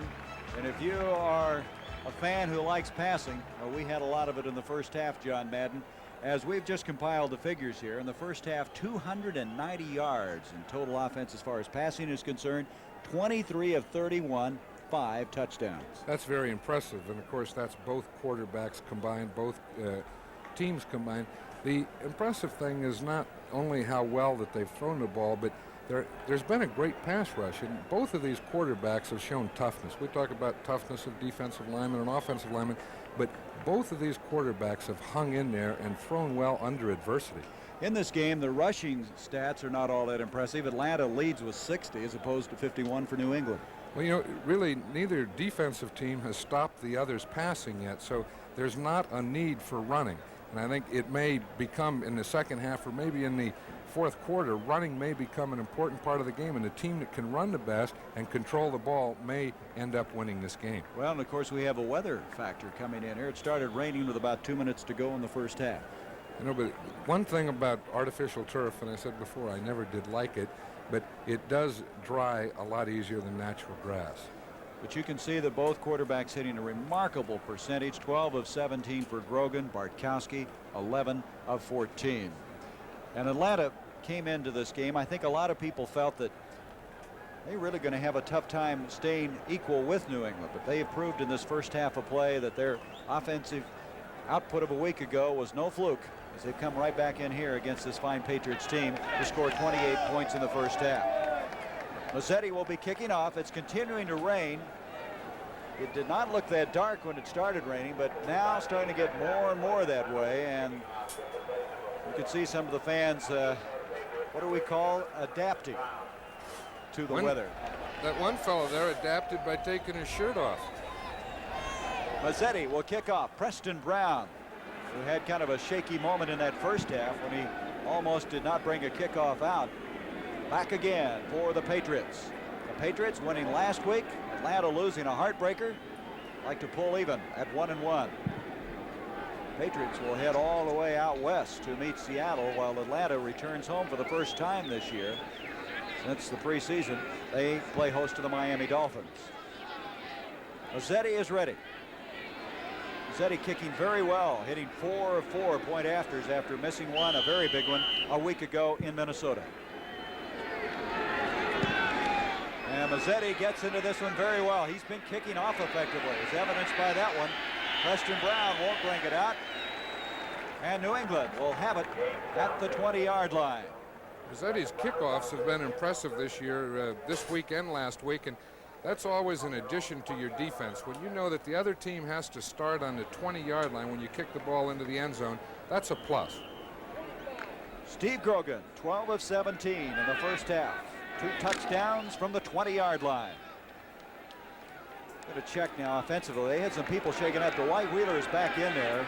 He was shaken up just before the end of the first half. He's back in at left tackle. Calhoun and Ivory, the running backs. Jackson in motion. This is Ivory. Big move, but Kuykendall is there. Fulton Kuykendall, who's really a fine football player. One-on-one stop that time. He is, and we'll see the defense swarm here. We'll see Buddy Curry coming across. The 2 inside linebackers, Fulton Kuykendall there. He'll come up and make the tackle. There was no place to go. He started inside, tried to bounce. There was nothing inside, tried to bounce outside, nothing out there. The thing they say about Kuykendall, he plays every down like it's his last one. Rushing down, maybe a half-yard loss on the play. Grogan, protection there. Tried to hit Morgan at the 38-yard line, but covered pretty well. And again, a pretty good rush. We talked about the passing that we had in the first quarter, and we were saying that the rush was there. They haven't really got there in a sack, but it's been close. It's been pushing. It's been in the quarterback's face, and we just had another example of that by Jeff Merrill. Andy Johnson now in there with Chuck Foreman. You see a lot of role playing in football now, don't you? Particularly at the offensive backfield spots. It's going to be a real specialist game. 3 wide receivers, running backs for run and pass. 3rd down. Virtually 10 yards to go. 28-21 Atlanta with a lead. Grogan having a little trouble with his footing. Trying to roll out to the 20, 25. He has a first down to the 35 to the 38-yard line. Steve Grogan somehow got out of all that difficulty and went 19 yards for a first down. And there's a flag on the play, Gary, but we'll see the play again. When Grogan ran with the ball, usually a quarterback, see, he's flushed out of the pocket. It's not a run. He sidestepped there. He outruns the defender there. Now you expect him to step out of bounds. He turned back into the inside, and I think that was the biggest fake of anything. Most quarterbacks, after they get the first down, turn outside or step out of bounds. He went back against the grain and picked up another 10 yards. And boy, he went down to protect himself very efficiently. Well, that penalty is against Atlanta. So they'll have the first down. Let's listen to Fred Wyatt. Holding, number 28, defense, added to the end of the run, first down. Frank Reed. Well, that moves the ball out to the 44-yard line.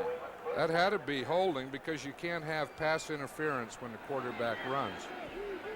That's what it was. Ivory and Calhoun, the 2 running backs. Jackson goes in motion. Reed over there to pick him up. Grogan to Calhoun, and Calhoun looked like he's going to go the other way for a moment. Gets a yard to the 45-yard line. Calhoun has really been a very good fireman type runner. They bring him in, always seemingly doing the job for him. He's not that big, 6 foot 212 for a fullback. He's had 6 100-yard days in his career.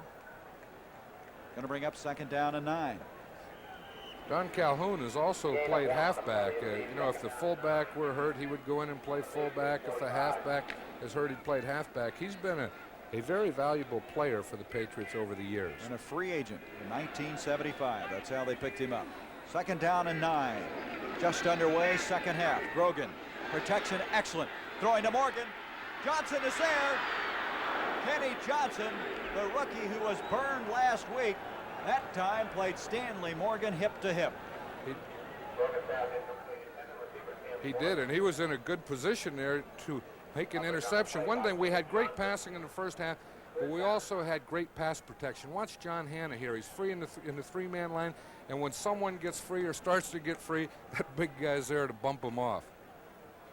Well, Kenny Johnson really has acquitted himself well in this game, John, after a long Sunday a week ago. Well, that's the important thing. You know, Kenny Johnson said that If you've never been beaten as a corner, you've never played corner. New England now, the third down. They've made 6 of 8 third downs in this game. Third down and 9. Grogan's going to be dropped this time. Coming up fast was Mike Seeley, number 63, out of Kent State. He's a backup to Don Smith at nose tackle, but he's played very well last week in particular. Steve Grogan fumbles the ball here, starts to go down, throws it to the umpire. The umpire didn't work back enough and caught it on one bounce. Had he worked back, he could have caught that ball and taken it into the end zone. Bad hands. Hubatch to kick. The super net. Reggie Smith is back. Hubatch hits this one well. Smith hit the 20 to the 25 and out of bounds. He's upset. He wanted some running room and couldn't find it. 46-yard kick that time by Hubatch. And so Atlanta stops New England on their first offensive series. They have the football for the first time. 12:47 to go, third quarter. They lead it by 7. Atlanta with the football in the lead. The first time they've had the football in the second half. It stopped raining here at Schaefer Stadium. The sky is starting to get a little bit brighter. And this crowd, very vocal right now. 12:47 to go, third quarter. Bartkowski to Kane. Kane somehow gets out of that difficulty out to the 40 for the first down. He fumbled the ball. Who has it? Atlanta has recovered their own fumble. But John, what an outstanding run by Kane. Looked like he had a disastrous situation. That was a different formation. He was the only back in the backfield. Andrews was up as a wing. It was a pitch they tried to get outside. We saw Mel Lunsford there, did a good job of containing. So Lynn Kane just stopped, cut right back against the grain, and again made the first down. You don't like what happened at the end there, but the Falcons got the ball. Warren Bryant, you see him, number 66. He saved the football. They pick up 16 yards on the play. Moves it out to the 43. So Atlanta picking up where they left off in that first half, showing again the ability to move the football.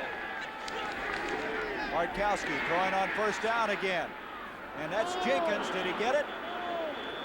Alfred Jenkins. No, they're ruling that he did not hang on or did not get it before it hit the turf. Let's look at it again. A flag, by the way, on the play. Yeah, flag on the play, and I would say it's probably against the Atlanta Falcons. We'll see this play again. We'll see right here, Jenkins is doing a good job of running the end, under control, but the ball hit the ground right in front of him. I would imagine we're going to have holding coming up against Atlanta, the way they're backing up. And it's probably against Warren Bryant, if it is holding. It was called by the official on the side, and he keys the tackle closest to him. So if it is, in fact, holding, it'll be against Warren Bryant, number 66.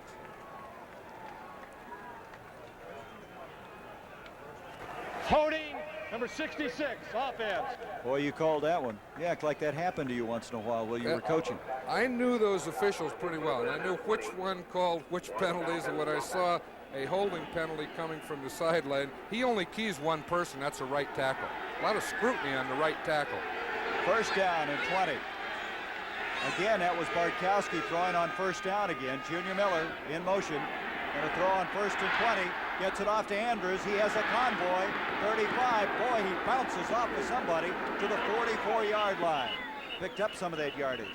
Julius Adams over there, number 85, but Andrews like a fire plug when he bounced off the tackler. He is, you know, both of these running backs do that. They get out in the open field and they have that leverage. So shoulders get down, and we'll see it's linebacker John Zamberlin here. You know, when you tackle these two running backs, you have to get your arms wrapped around them to get them down. Yes, it is. They have 7 seconds, as you can see, or they'd had a delay of game coming up. So Scott having trouble with the shoe. Bartkowski using what could be a very important timeout with 11:01 to go in this third quarter. The Falcons lead it 28-21. Gary Bender with John Madden. We just had a timeout called by Atlanta. They couldn't get to the line of scrimmage as Scott had thrown a shoe.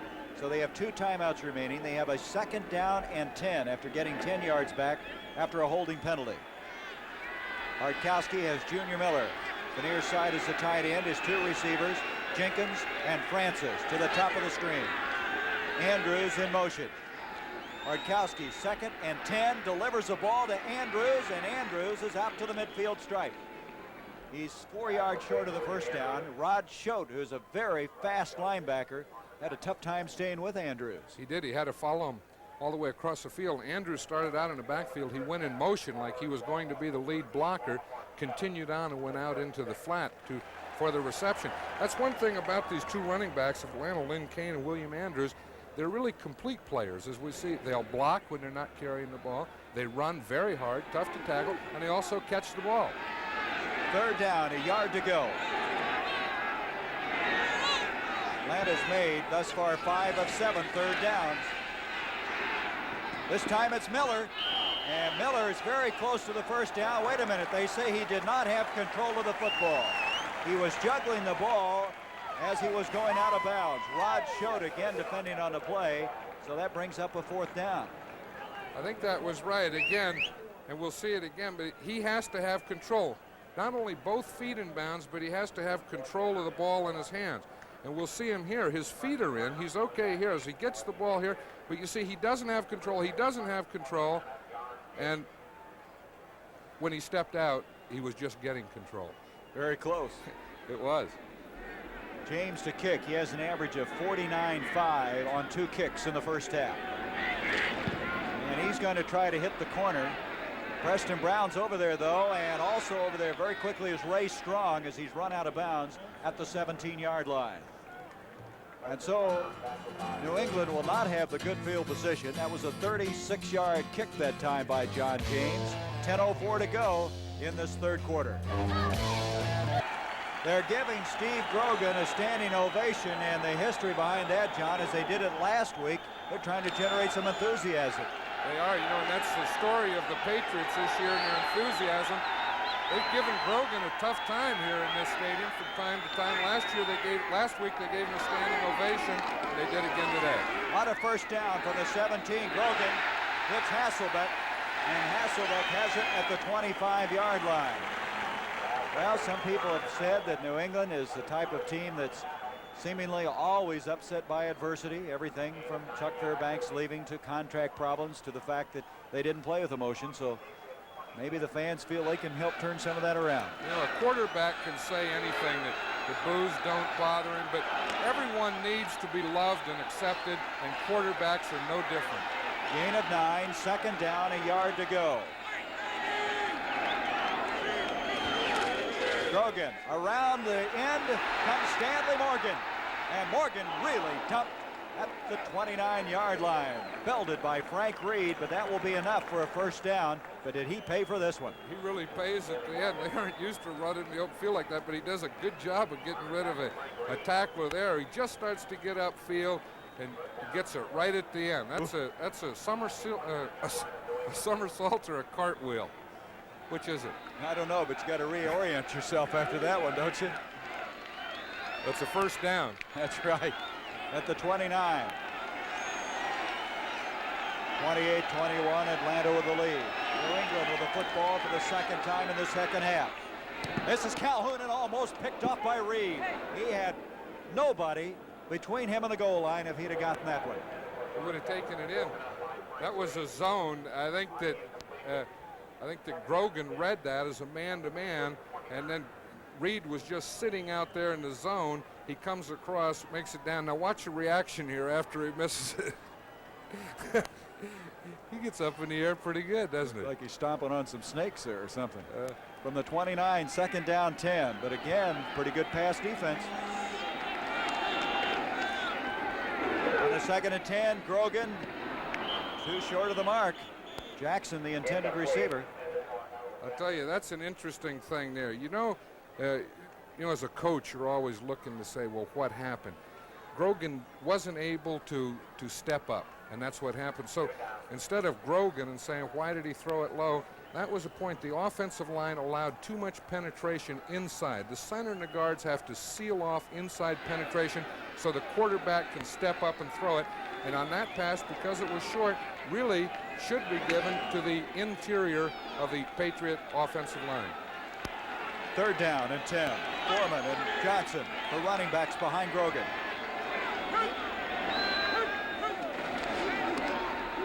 Grogan back, protection, now taking off. 30, and he's not going to get that first down and hit pretty hard. Atlanta reacted very well this time when Grogan took off. I'm sure they talked about that in the first half as Williams and Curry got there. They probably did, and that's one of the things that you really don't enjoy talking about, because they'll start back in pass defense, and that's what they should do, but they have to keep an eye on the quarterback in case he runs. Hubac coming in to kick. He has an average of 46 yards on 3 previous kicks. One of them was 65 yards in the first half, and he had another beauty. This is Smith. At the 20, trying to get to the wall, to the 30, 35, and the little guy brings it out to the 38-yard line. Doing a very commendable job after fumbling that opening kickoff. He's done well. Bill Courier over to make the stop. 18-yard return, and that was a kick of some 48 yards in length. From Ottawa, Kansas, and Kansas State, Steve Grogan, who's played very well, but in this third quarter on 2 series, they've not been able to move the football. His team trailing 28-21. Line of scrimmage, the 37 for Atlanta. A little draw to Andrews. Andrews breaks the tackle to the 42-yard line. Ray Hamilton made the stop.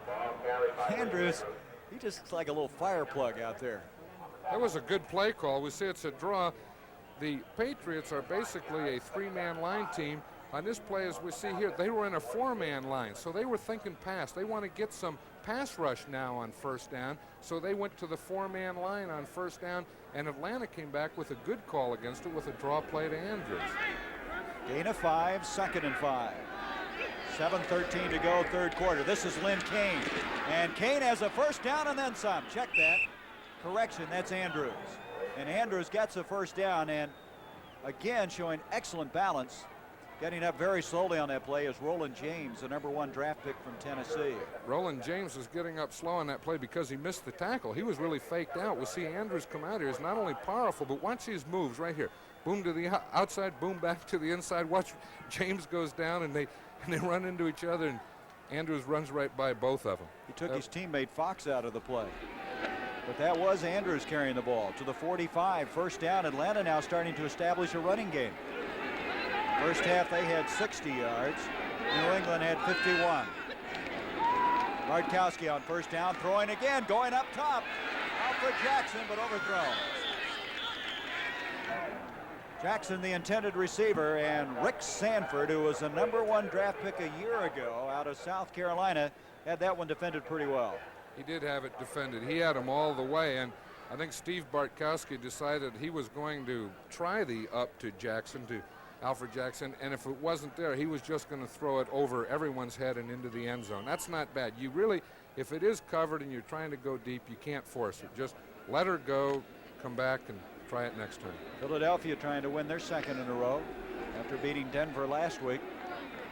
2nd down, 10. But on first down again, as John Madden said, you got to throw a lot on first down, and Atlanta's done just that the entire game.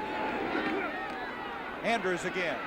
Andrews, nice cut, 40, 35, 30.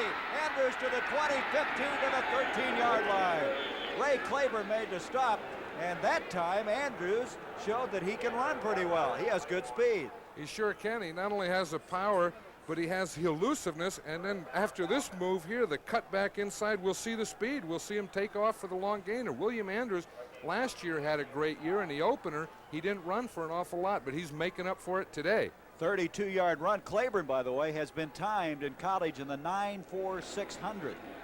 So he had a pretty fair guy catching from behind. When you get under 9.5, you don't even worry. Doesn't matter. No, that's as fast as you can be. 32-yard run. Sets the ball up at the 13-yard line of New England. Bartkowski. And that's broken up again. That's Lunsford.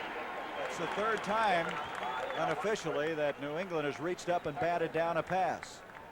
No, that's not a bad pass defense either. You know, that's one thing that the Patriots have been doing well. When they are pass rushing, if they don't get close to Bartkowski again, they all get their hands up, and that was Mel Lunsford, and that's the 2nd one of those that he had today. He was the most valuable player, lineman-wise, last year for New England, as voted by the coaches. I drafted Mel Lunsford 8 years ago. 3rd round, 1972. Played at Central State in Oklahoma. On that last play, Junior Miller was the intended receiver. And Lunsford had other ideas. Second down, 10. Bartkowski again. Wide open, Miller. Junior Miller is open. Bartkowski upset with himself.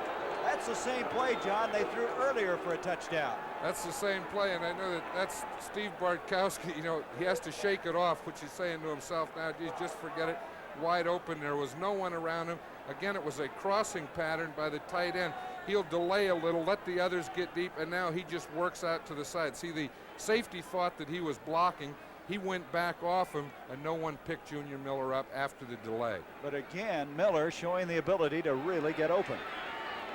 He's a big target, 6'4". Third down, 10.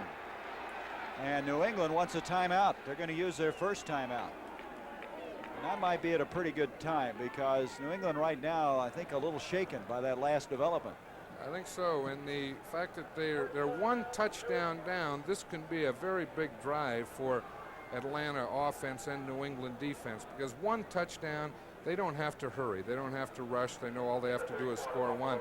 Now, if you're looking at two, it's a different story. You'd like to get one quick and then work on the other one. Bartkowski now has missed his last 4 passes after in the first half hitting 11 of 14.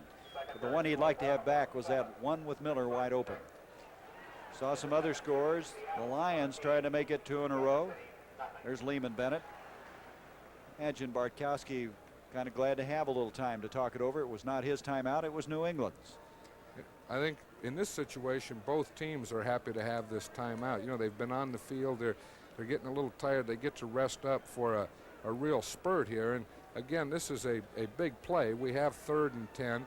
I'm sure that New England will come in with their pass defense. They'll have the 5 defensive backs. Atlanta will probably have the 3 wide receivers, because Atlanta here should go into the end zone, or at least for the first down. If they're not going to do that, then they'll get the field goal anyway. Some changes coming out as Lunsford. They sent in on this particular play Bill Matthews, who's a backup middle linebacker out of South Dakota State. 3rd down and 10. Tim Mazzetti standing by if they don't get it here. 28-21, Atlanta with the lead. Bartkowski, protection there. Junior Miller's there. He makes the catch. Going to be short of the first down at the 9-yard line. Mike Hawkins defending on the play. And 4th down coming up. Mazzetti coming in. Well, so, you know, we've been talking a lot about Junior Miller, but he's made some super plays. Watch that catch. He reached out, caught the ball at its furthest point, and just great hands. I'm sure that he has very strong hands. I really didn't like that play. I think if you have 3rd and 10, you should get all your receivers up 10 yards. So if you do complete the pass, it gives you a first down or a touchdown. There's no good in completing a pass and still have to kick the field goal. This will be a 26-yard attempt by Mazzetti. Mazzetti is 1 of 1 this year. He had a 23-yarder last week. Mazzetti's kick is on the way, and Tim Mazzetti hits it. And so it's now a 31-21 football game, a 10-point lead for the Atlanta Falcons as Tim Mazzetti in 1980 is 2 for 2. A 10-point lead for the Atlanta Falcons. The man who just added 3, Mazzetti, to kick off. Preston Brown is back deep now for the New England Patriots. 5:10 remaining in the 3rd quarter. Mazzetti, who's kicked off extremely well, does it again. Brown will not. Yes, he will. No, he won't. Well, I don't know for sure what he was going to do there. I think what you said were the same thoughts that were going through his mind. Yes, I will. No, I won't. Yes, I will. Maybe I should. Nope, I'll just stay here and take it on to 20. Well, after mishandling that one, I think he's a little shaky back there. I think he is. But here again, if he doesn't go out, then he can go down and get the ball in 20. See, here he's starting out. He said, nope, I'm going to go down. I'll just wait and take that. But he wasn't sure until he got to that point. Mazzetti's really done the job kicking off. I think he's out of the hurricane. Good point. Out of the eye of the hurricane, which really was last year a long season for him.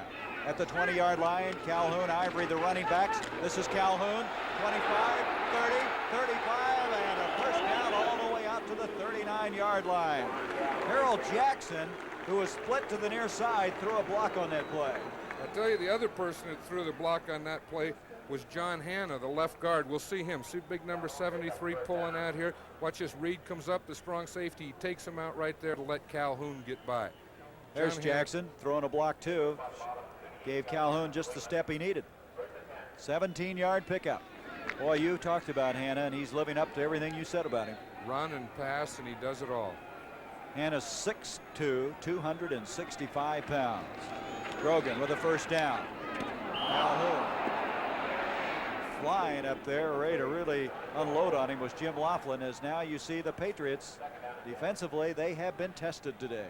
They sure have, and they've been having some problems with formations, and basically it's that 3 wide receiver where the Atlanta offense is spreading them across the field, and they're creating some matchups with linebackers that the Patriots are trying to solve.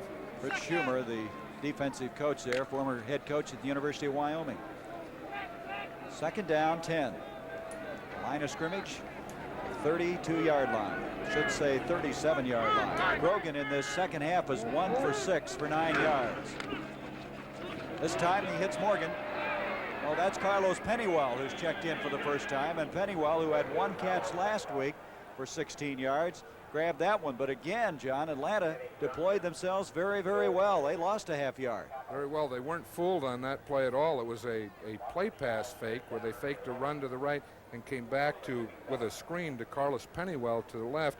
Dwight Wheeler, the left tackle, got out there and missed a block in front of Pennywell. Pennywell, third-year man from Grambling. He is a cousin of Robert Pennywell, a linebacker for Atlanta. Third down, 11 yards to go. Johnson along with Foreman in the backfield behind Steve Grogan. 31-21, Atlanta with a lead. Grogan. He'll run it again. Now he throws it at the last second.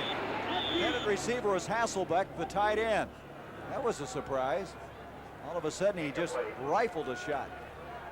He did. Grogan is full of surprises. That one didn't work, but you know, the one thing, he can spread the defense. The Atlanta offense is spreading it with personnel. Grogan spreads it by starting and going in a drop back and then sprinting right or left and making them cover the whole field. Hubbach, who's kicked very well, a 46-yard average to kick this one. This will be his 5th kick of the day. Smith back deep for Atlanta. Just inside 4 minutes left in the third quarter. Short kick. Smith's going to try it. The super net kind of squirming around out there. He gets it out to the 36-yard line. A flag has been thrown after the play had come to a close. 33-yard kick that time by Hubbach. He's had 2 that haven't been as long as he's wanted, but by and large, he's kicked him very well. He had a 27-yarder and a 65-yarder in his first and second kicks of this game. Supernat's trying to figure out what that penalty is. As you say, it was a penalty that was after the play. Personal foul against New England. Yeah. That'll tack 15 yards on, and Atlanta is going to have good field position. And you said this earlier, when Atlanta has a good field position, they historically have been a different football team. A different personality. You know, when they're backed up, they don't have that same freedom. There's an old coach of yours right there. John Polanchik right there. He's a quarterback coach, and he's talking to Steve Grogan. It's interesting. Personal foul, number 52, first down. You know, that one was, again, it was after the play. As we watched Supernat here, he let it bounce and said, well, I think I'll take a shot, a little spin here, and then I'll get up and try and get what I can. You know, and he goes down, he spins, and he's tough to tackle. He picked up an extra 5 yards. At the 50-yard line now, Atlanta with a football. First down, 3:48 to go in this third quarter. Bartkowski given off to Andrews, and Andrews 2 yards to the 48. You know, the quarterback coach for the Atlanta Falcons is Dick Wood, and in my first staff as a head coach, I had both Dick Wood and John Polanchik, both of the quarterbacks coaches in this game.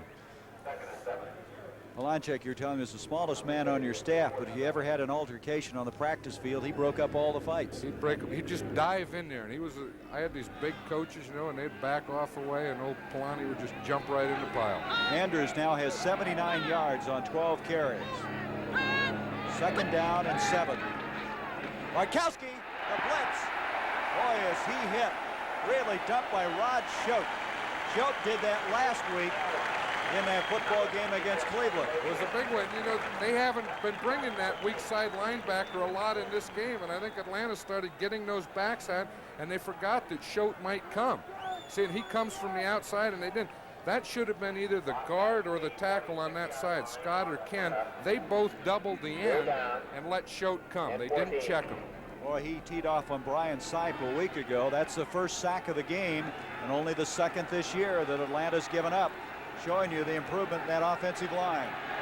Third down now, 14 yards to go. Now we have a flag. They did get the playoff, delay a game. They didn't get it off in 30 seconds, so that'll add 5 yards to their problem.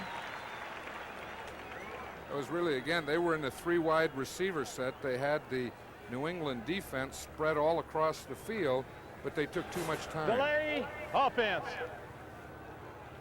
So instead of having this drive started, or I should say this series started at the 50-yard line, now they're all the way back to their own 40-yard line. A third down coming up. A sack again, showing how important it is, because Atlanta was moving with a 10-point lead again, and all of a sudden Schote turned it around.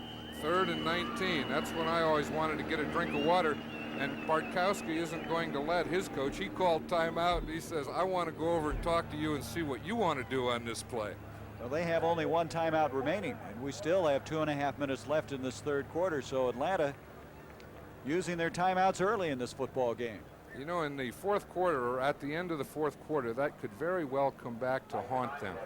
You like to save your 3 timeouts in one bunch in case you need them at the end of the game to get a score to tie or win.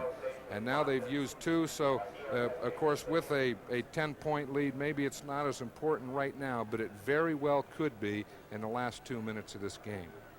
There's Bartkowski, Lehman Bennett on the left, 4th year as coach. He came in here, they went 7-7, then they made the playoffs for the first time in the franchise history, going 9-7, then last year went 6-10.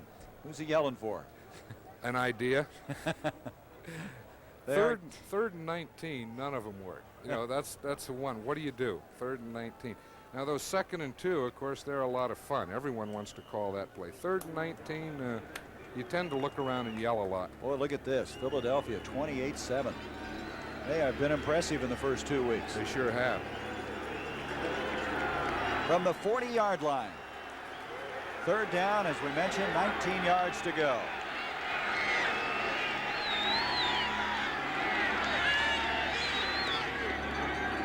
Bartkowski has the time, and he has his man, and that will be enough for the first down. Alfred Jenkins is the man that caught the ball on a 3rd and 19, a 21-yard strike, and the Atlanta Falcons keep the drive going.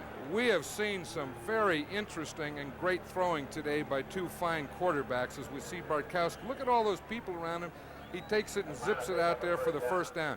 Now that, when you're 3rd and 19 and you have the confidence to go back there, stand in there and wait and complete it for a first down, that's something special, as is throwing out of your end zone, which Grogan did earlier. Well, that offensive line has been something special. Jenkins had 50 catches last year. Coming up with that 21-yard grab, Bartkowski off to Andrews. Andrews this time is gang tackled. Boy, taking shots at him. The ball is loose. It may have been blown dead. I believe the ball was blown dead at the 40-yard line. Andrews made the mistake of standing up and not going down, and he had bodies flying everywhere after him. Right, and it was after his progress was stopped. When his progress was stopped, the whistle blew, and the ball didn't come out until after that. You see, they do a good job. We see Nelson coming up here. He forces him. He makes the tackle. The 2 of them have him. Now, probably Andrews should have gone down right there. See, but as he went to turn, it looked like the ball came out. But the whistle did blow before he made that last twist. That was Tim Fox who stripped him of the football. But at the 40 is where it's been set. They lost 2 yards. It'll be 2nd down 12 from the 40. 31-21, Atlanta with the lead. Bartkowski, nice play action. Miller again, and the big tight end's inside the 20. And he got down there in a hurry, didn't he? Tim Fox made the tackle. It was a great catch, and it was the same play that they had run early. Watch, they start this play fake. See, to hold those linebackers in and just run Miller straight up the field. There's no passing, and he throws it over the linebacker's head and in front of the secondary. 23-yard pickup to the 17.5-yard line. There it is again. What hands this big guy has. He's not only big and can run, but we've seen him latch on to some passes away from his body. Right, and we see Tim Fox, number 48, make the tackle. That's the way to tackle him. You go and cut him below the knees. James Mayberry has come in the backfield. He was in on that previous play. 9 seconds left in the third quarter. First down call, Bartkowski over the top to Jackson. And he's out of bounds. He got a little shove on that play from Sanford. And with 3 seconds left, now we have an altercation between Sanford and Jackson.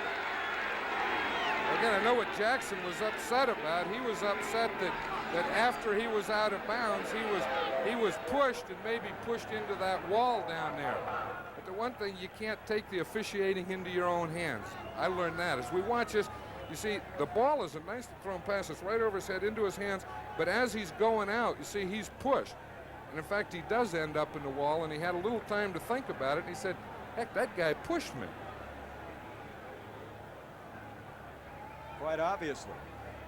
Unsportsmanlike, 85 on offense, 29 on defense. I think under the circumstances, that's the way it should have been, because it started with Sanford and Jackson retaliated. It probably should have been, but they didn't call it on Sanford when he did it. It was an afterthought, and really it was a reaction that Jackson made that he shouldn't have made, and I don't know that Sanford, because of that, should be penalized. Well, anyway, they're offsetting penalties, 2nd and 10. By the way, Miller now, John, has 8 catches for 116 yards. Big day. Line of scrimmage, the 17. 2nd down and 10. Last play of the third quarter. Falcons with a 10-point lead and trying to add to it. Bartkowski gets it off to Lynn Kane. Kane with a nice move. And he makes it to about the 11-yard line. And so that's the end of the third quarter. For the score here at Schaefer Stadium, the Atlanta Falcons 31, the New England Patriots 21. We now pause for a word from your local station. We start the fourth quarter.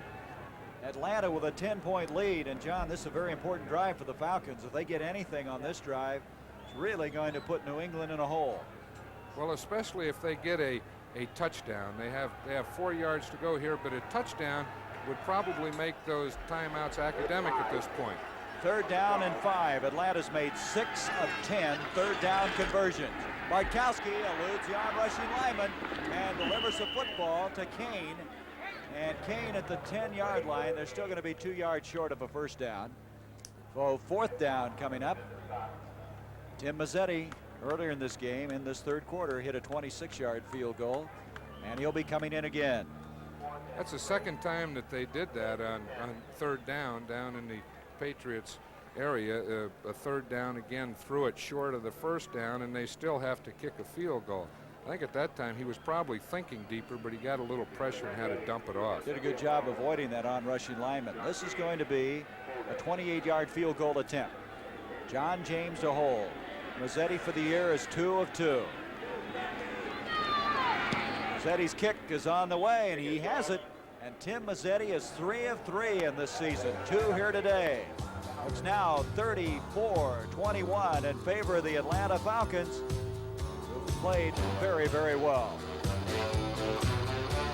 Steve Bartkowski has now given his team a 13-point lead. In that third quarter, Atlanta led in time of possession by about 4.5 minutes, to show you the good ball control they had. Preston Brown on the kickoff, dropped at the 20-yard line. Preston Brown hit by James Mayberry, number 39 from Colorado, backup fullback. And now Steve Grogan's going to have to play some catch-up football. Good point on that field goal, John. As you mentioned, 2 scores, 2 touchdowns, the 2 PATs that still do it. That was the biggest difference between a touchdown and a field goal there. Had they scored a touchdown, then New England would need 3 scores. The fact that they got a field goal, New England can still win this game with 2 scores. So the door is still open for him. Calhoun and Ivory, the running backs, behind Steve Grogan. Grogan, out of pressure, gets it off to Calhoun on a screen. He fumbled the ball, and Kenny Johnson has it for Atlanta. That ball stripped from Calhoun from behind after the screen play. And now Atlanta has a football back. Let's watch this one. And the reason it was stripped is because the Atlanta Falcon defense has been hustling all day. They've been swarming everything. We saw Joe Williams, number 58. He starts out on a blitz. He stops and comes back and strips Calhoun from behind. That's a great effort. Boy, it was. That guy can get around, Kenny. Williams can run. That was some adjustment. He's supposed to blitz. He's supposed to rush the quarterback. He sees the throw. He stops. He turns. He goes back and gets a tackle from behind. That's Johnson who recovered the fumble. Johnson playing very well today. First down now at the 27 of New England. Bartkowski gives off to Kane, and Kane to the 20-yard line. Still just remarkable effort the way he can pick his way. Mike Hawkins over to make the tackle. Third-year man from Texas A&I. And Steve Bartkowski's stats, look at that. 3 touchdowns. Every time they've had the football, they have moved it extremely well. You know, that's the most important statistic is touchdowns. How many times you ring the bell. Those, you know, percentages and stuff, those are nice, but it depends on what you throw and what you get with what you throw. Jenkins and Francis to the bottom of the screen. Second down, 3 yards to go. A pickup of 7 by Kane on that last play. Andrews, the only running back. I checked that. That's Kane. And Julius Adams has him, or does he? Almost got away from Julius Adams, showing the good balance again. Kane looked like he'd be thrown further up the field, but all of a sudden stayed on his feet. Have you ever seen a running back that was so difficult to tackle that was only 205 pounds? I've never seen one. That last defense of the Patriots was interesting. We talked about the grits blitz in Atlanta. New England had all 11 men up on the line of scrimmage. They know that they cannot allow any kind of score here, field goal or touchdown, and they are really pressing Atlanta to try and cause a fumble. McGee comes in. Adams checks out at defensive forward wall. Third down. They lost yardage. 3rd and 6.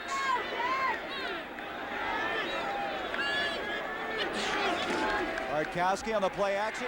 Pressure put on. He had to get rid of it too quickly. Miller, the intended receiver. That was Steve Nelson, who came right up the middle from his linebacking spot and messed up the timing. So Mazzetti now has a chance to add another field goal, and this one could really be a big one if he gets this one. This one is a big one because now that puts New England out of needing 2 scores to needing 3 scores. 12-13 remaining. Lehman Bennett, he knows that. This is going to be a 40-yard attempt, the longest attempt of the day. Mazzetti with a 26-yarder and a 28-yarder. Last week with a 23-yarder. In the preseason, he hit a 47-yarder, so it's within his range. He'll come tough on a block here. Mazzetti has enough distance, and he hit another one. A 40-yard field goal for Mazzetti.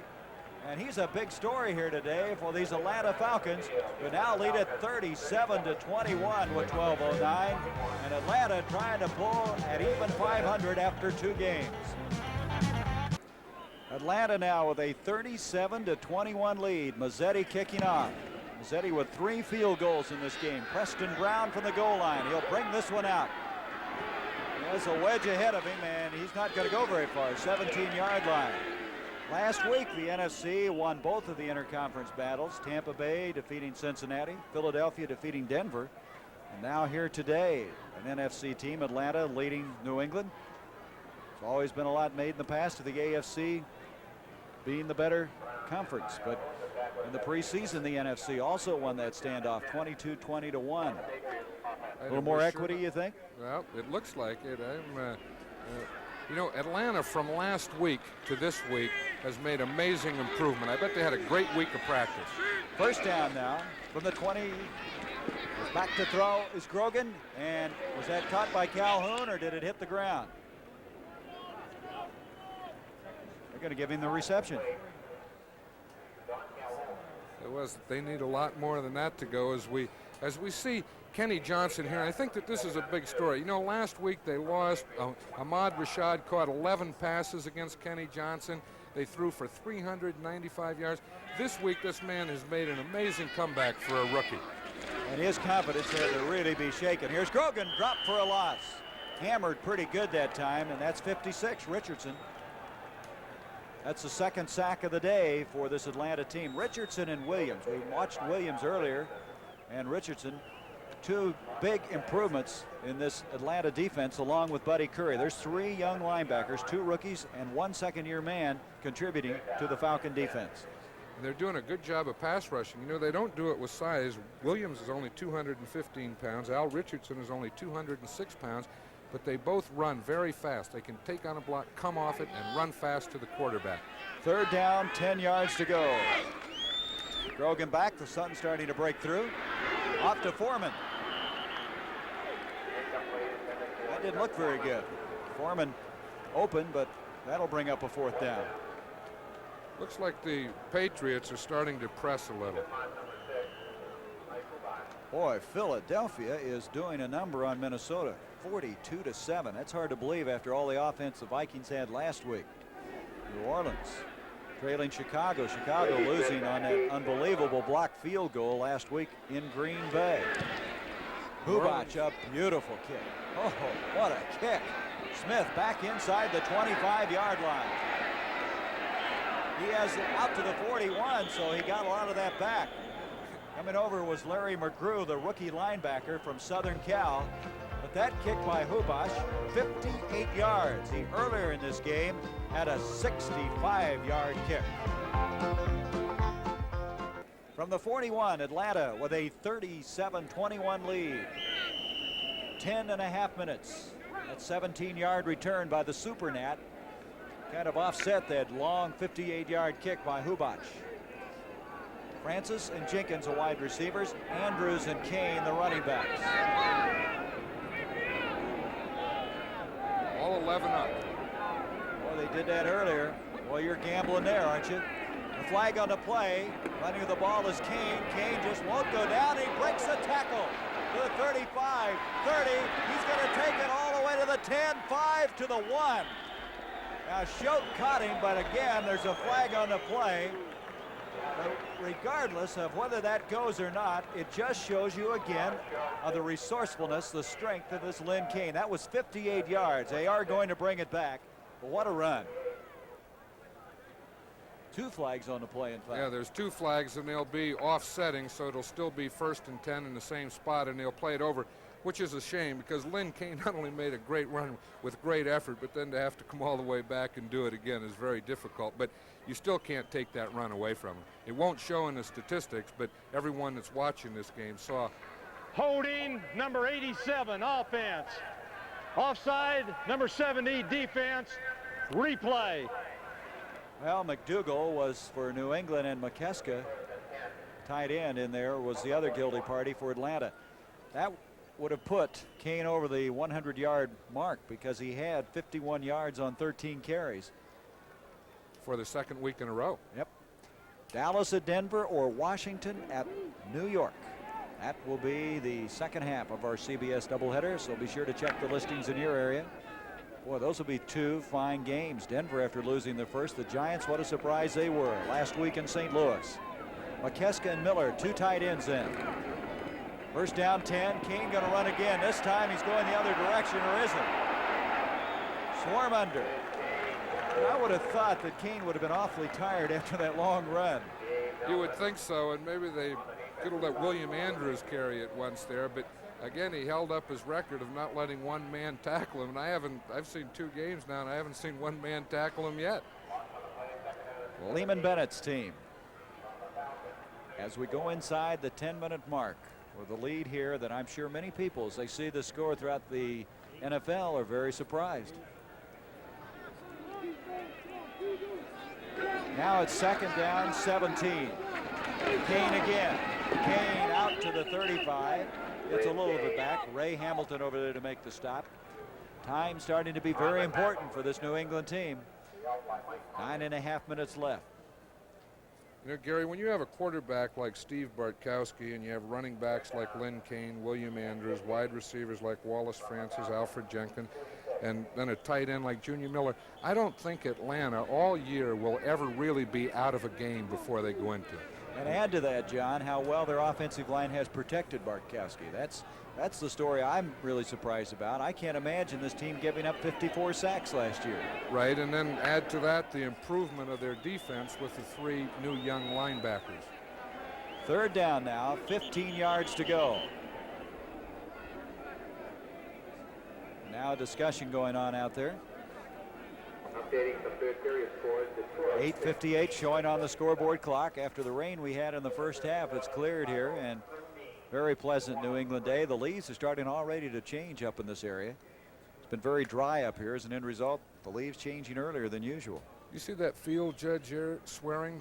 Did you remember him? Any games? That was a he'd been game that, involved? what was that in the one that Franco Harris caught? What did they call that? The Immaculate Reception. I don't know that they've called it anything yet. He was involved in that play, right? He was involved. He was a referee in that game. I want you to say something now about that Baltimore-Pittsburgh game. 14-13. I will say you were right. You said before the game that you expect Baltimore to play Pittsburgh very tough and tight, and I said, nah, there's no way. I just want you to remember that because I'm not right very often. I remember. Oh, we've got a problem with a 30-second clock. That's what it's all about. 8 seconds showing on it. Trying to reset it. I guess we're ready to go now, huh?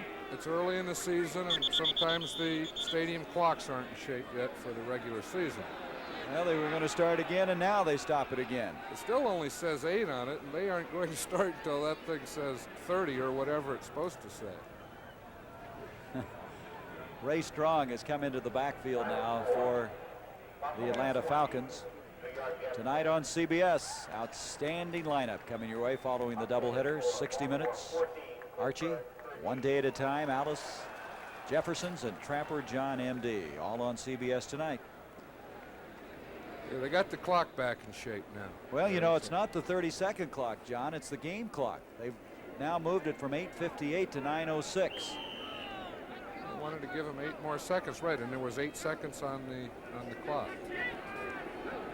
Well, anyway, it's 3rd down, 15 to go for Atlanta. Bartkowski again with all kinds of time, delivers a ball. It's caught by Jenkins. Alfred Jenkins, and that will be a 1st down. How many times have we seen Bartkowski on long 3rd downs come through? That's an 18-yard pass completion. I like that a lot better than what he did on the 3rd and shorter, because now he knew that he had 3rd down, and if he's going to throw the ball, you have to get the ball up to your receiver beyond the 1st down mark, which he did. Jenkins having a big day. He's got some passes up in the air. He really does a good job. He only is, they say he's 172, but really weighs about 155. And there's Stanley Morgan. Looks like that's around the shin area more than anything, doesn't it? Or the calf. Yeah. It's probably a kick or a bruise. 1st down. Jenkins, that catch, giving him the 1st down as Andrews to the 40-yard line. And now Atlanta just eating up the clock with 8 minutes now left in this game.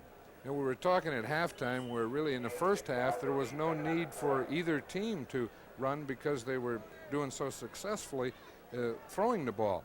And now I think now we see that running is important. To be able to control the clock, to take time off the board, you really do it with the running game. You see the stats on Bartkowski. We've been told by Bill Barnes, our producer, that Stanley Morgan has a sprained left calf muscle.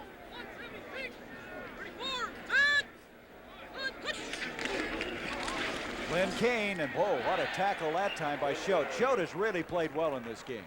Choate, he has. He made a big sack. Of course, it didn't turn into a change for the team, but he has been. He's been in on a lot of tackles, and he's probably the first man, as we look at Rod Choate, number 56 there, that tackled Lynn Kane all by himself. Finally happened. It did happen. We have a final, John. Buffalo won their 2nd straight, defeating the Jets, who lost their 2nd straight, 20-10. The Jets now, their next game will be against Philadelphia, who will go in there unbeaten on a Monday night. Tell you, that Buffalo team, they've been a surprise. 2-0. 3rd down now, 5. Bartkowski off to Kane. Kane did a lot of running in this game. And, oh, he's hit late on that one maybe, huh? Maybe not. At the 35-yard line. Real shot on the near side. You know, and he has a 1st down there, and I guarantee you tomorrow he'll be tired. He'll probably spend a little time in that whirlpool. And so the ball now spotted at the 34-yard line. There's that final we were talking about. Buffalo. I think I said the Jets. Is it the Giants on that Monday night playing Philadelphia? Yes, it's the Giants in Philadelphia. So from the 34, 1st down. 6:40 left in this game. Jenkins, and this time to the near side, Alfred Jackson. Up the middle. That's Andrews, and Andrews across the 20 for the first down. And they're just pounding this football right at New England. I would say this as we see this, that they have worn the New England defense down. They are handling them in the line of scrimmage. Those running backs have done an excellent job all day of hitting the holes and then getting into the secondary and making extra yards, making something happen, both of them. John Andrews now has 99 yards. He's 1 yard short of a 100-yard day. Andrews last year had 3 100-yard days in that rookie year. He also has 4 catches today for 30 yards. What a day for Andrews. First down at the 19, Kane, and he's swarmed. New England really playing the wide stuff left very well. McDougal, the rookie out of Virginia Tech, was over there first. Showed also supporting. That was an all-out blitz on that one. They brought 9 players. They know that they have to press, that if they're going to do anything, they have to force a fumble, and we'll see it here. We'll see all 9 up in the line of scrimmage. Look at that penetration. See, they just have one that they couldn't get blocked. At the 25, a loss. Second down, 16, a loss of 6 yards. McDougal they really like. He's a 5th-round draft pick. He's a big defensive lineman they've been looking for in the draft. 6'5", 270. 270 is big. Unless you're a coach. Francis split to the bottom of the screen. Bartkowski intended for Miller. Miller can't handle this one, but that's one of the few he hasn't. I wonder if that was another tip. It looked like Lunsford may have gotten a hand on that one. And again, you know, the other thing that he's doing with Miller here is we watch to see the safeties coming on a blitz here. We see someone gets it. No, they didn't touch it. But again, that's one that Miller didn't handle, but he's handled everything else today. Bartkowski, 19 of 29 for 244 yards. And as John mentioned, the big stat, 3 touchdowns. Third down and 16. Jenkins to the bottom of the screen along with Francis. Bartkowski with the time. Intended receiver on that play was Francis. There's a flag at the 30-yard line. Pretty well covered that time by New England. James, number 38, he's their number 1 draft pick. It was covered, and again, there were 3 men on Francis, and Bartkowski realized that, and he just threw it into the end zone or out of the end zone. Now, again, that was called by the official on the side, so it would probably be Mike Ken, number 78. Well, that's one of the few times they've been holding, and again, that Atlanta offensive line has really protected Steve Bartkowski. Against a good pass rushing defense. Last year, New England led the Holding, NFL. 57, offense, third down. Ooh, that guy looked from the side all the way into the center. But last year, the Patriots led the league in sacks. 57 of them. They had 2 sacks last week. As you mentioned, looked all the way inside to Van Note, who was guilty of holding. Back to the 35, third down now, 26 yards. But as far as Atlanta's concerned, the clock now showing 5:03 left to go. They're taking a lot of time on this drive.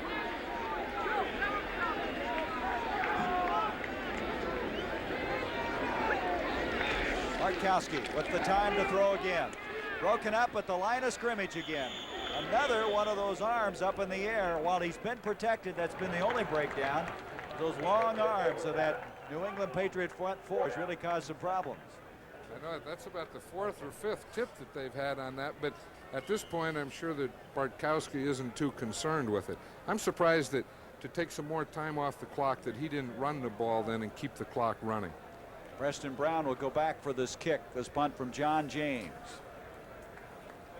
Sometimes time is more important than another score, and I think with a score of 37-21, that's the situation now. James with an average of 44.7. 3 kicks. This guy is just an expert at angling the ball out. Let's see if he can do it here. He's going for it. Boy, look how high he got that one up. And he's going to like that one. Is he going to like that one? That's Beautiful. a spiral that I was trying to talk about earlier when I said it goes up and comes down, which most kicks do. But instead of turning over and going down the other way, it comes straight down the way it went up and causes tough bounces, as we just see. John James last year had 36 kicks inside the 20-yard line. He calls it the poocher punt, and boy, he just did a magnificent job there. The ball down at the 2-yard line. Grogan giving off to Chuck Foreman, and Foreman gets some breathing room out to the 8-yard line. In this second half of play, John, Grogan's only 4 of 10 for 15 yards. I know it, and a lot of that credit. The 15, correction, Chuck Foreman. Foreman to the 15, and that will be a first down. Well, they don't have a lot of time to run the ball, but Grogan needing a little breathing room now with 3:57 remaining in the game. Now he's going to put it up. Foreman. That's twice now. The ball's gone through the hands of Chuck Foreman. And Foreman's very upset with himself because that's one thing that he does as well as anyone, as we see Grogan backing up here with really good pass protection. And now as we see here, he has room to step up. You see he can follow through. Before he had a little problem on a couple of those passes, but that's as well as you can throw a pass, and Chuck Foreman realizes it right now. He dropped one last week in a game, but he, as you I'm sure, will not be doing that the rest of the year. There's Russ Francis, who did not play today with the bruised ribs. He was hurt in the first half of last week's game with Cleveland. Grogan, second down 10.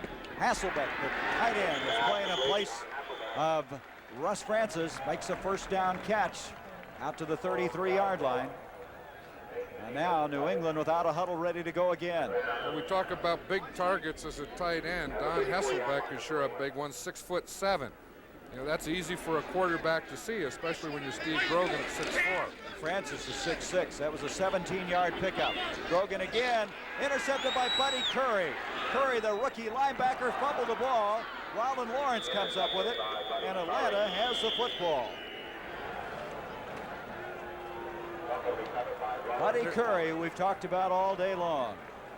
As we'll see, he's done, you know, he not only calls the signals, plays the run pass, but I think that this will be a big boost to him, is being able to play the pass defense. That's a great catch. That's a great catch for a wide receiver. There was a penalty on the play. It was against the Patriots, so it will be Atlanta's ball. Holding, number 77, declined, first down. That's Gary Petz, offensive tackle for New England, but of course they will refuse it. Andy Johnson was the guy that knocked the ball away from Curry, but Robin Lawrence was able to come up with it. Here is Baltimore and Pittsburgh. That's a real shocker thus far, 17-13. You said it would happen. From the 37. First down, 3:14 left in this game. It's going to be a most interesting season, 1980. Bartkowski to Andrews. Andrews to the 31-yard line.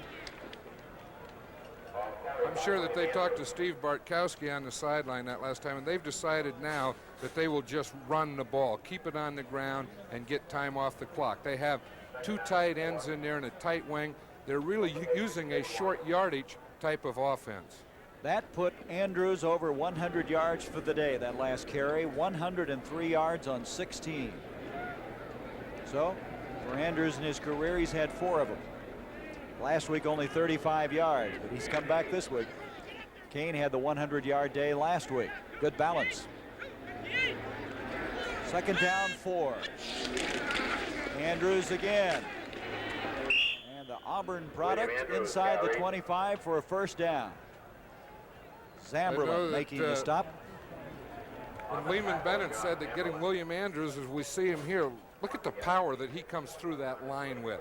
Holds onto the ball, both hands onto the ball, puts his shoulder, and really makes another yard or two after the initial contact. But I know that Lehman Bennett said last year it was like buying a Cadillac when you got William Andrews and finding out that you get 25 miles per gallon.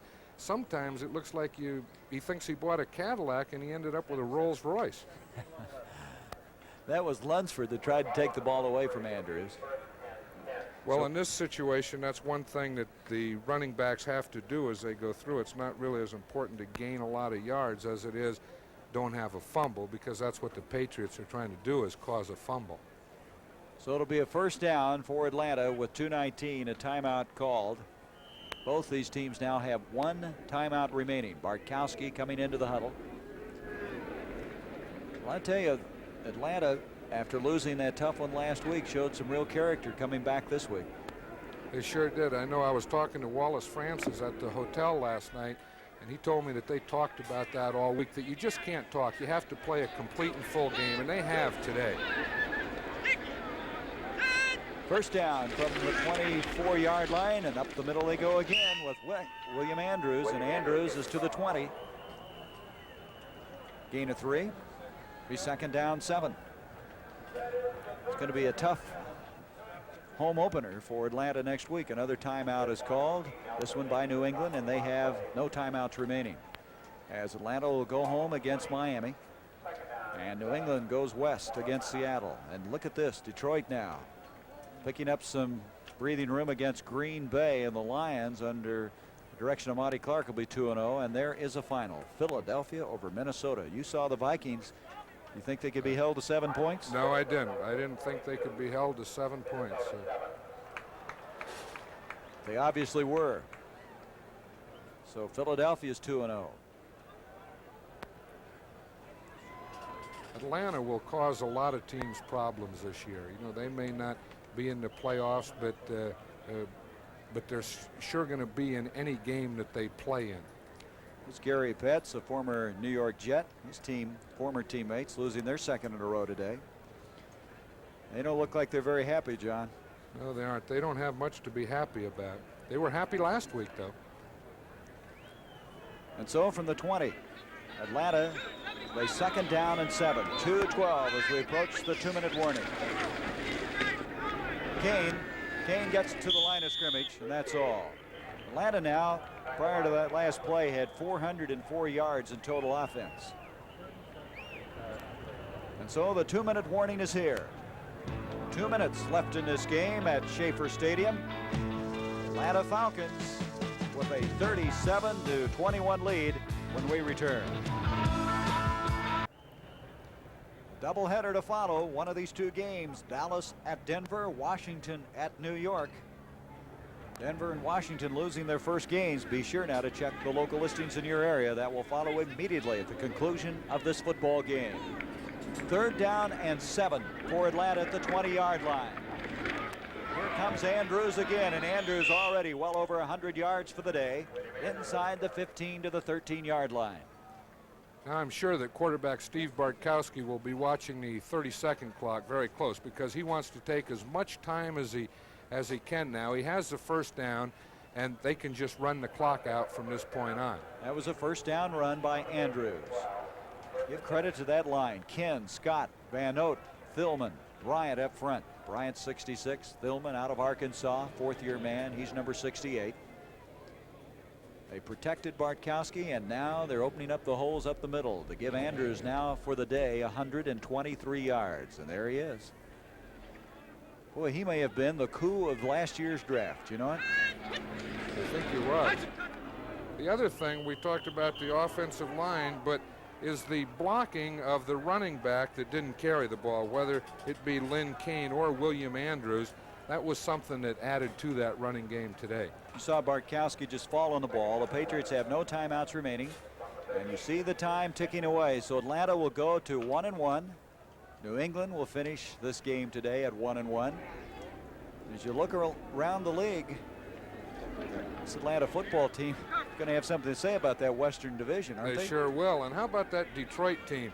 You think it's possible to go from last to first again? Tampa did it a year ago. They already won as many games as they did all of last year. I want to thank our crew, Chuck Milton in New York, our executive producer, Bill Barnes, our producer, our director, Jim Silman. I think they misspelled his name there. Ernie Bauer, the associate producer. Thank you for your help, gentlemen, as this game is coming to a close. Don't forget now, the doubleheader to follow. Dallas at Denver or Washington at the Meadowlands against the New York Giants. The CBS doubleheader on this second week of the 1980 season. Well, John, an impressive win for Atlanta. It sure was, and I think that they answered a lot of questions today. Bartkowski probably had one of the best games that he ever played. Junior Miller established himself as a starter and a real threat on this team, and the improvement of the defense. And there's your final. Atlanta 37, New England 21. For John Madden, I'm Gary Bender. The NFL on CBS will continue after this word from your local station.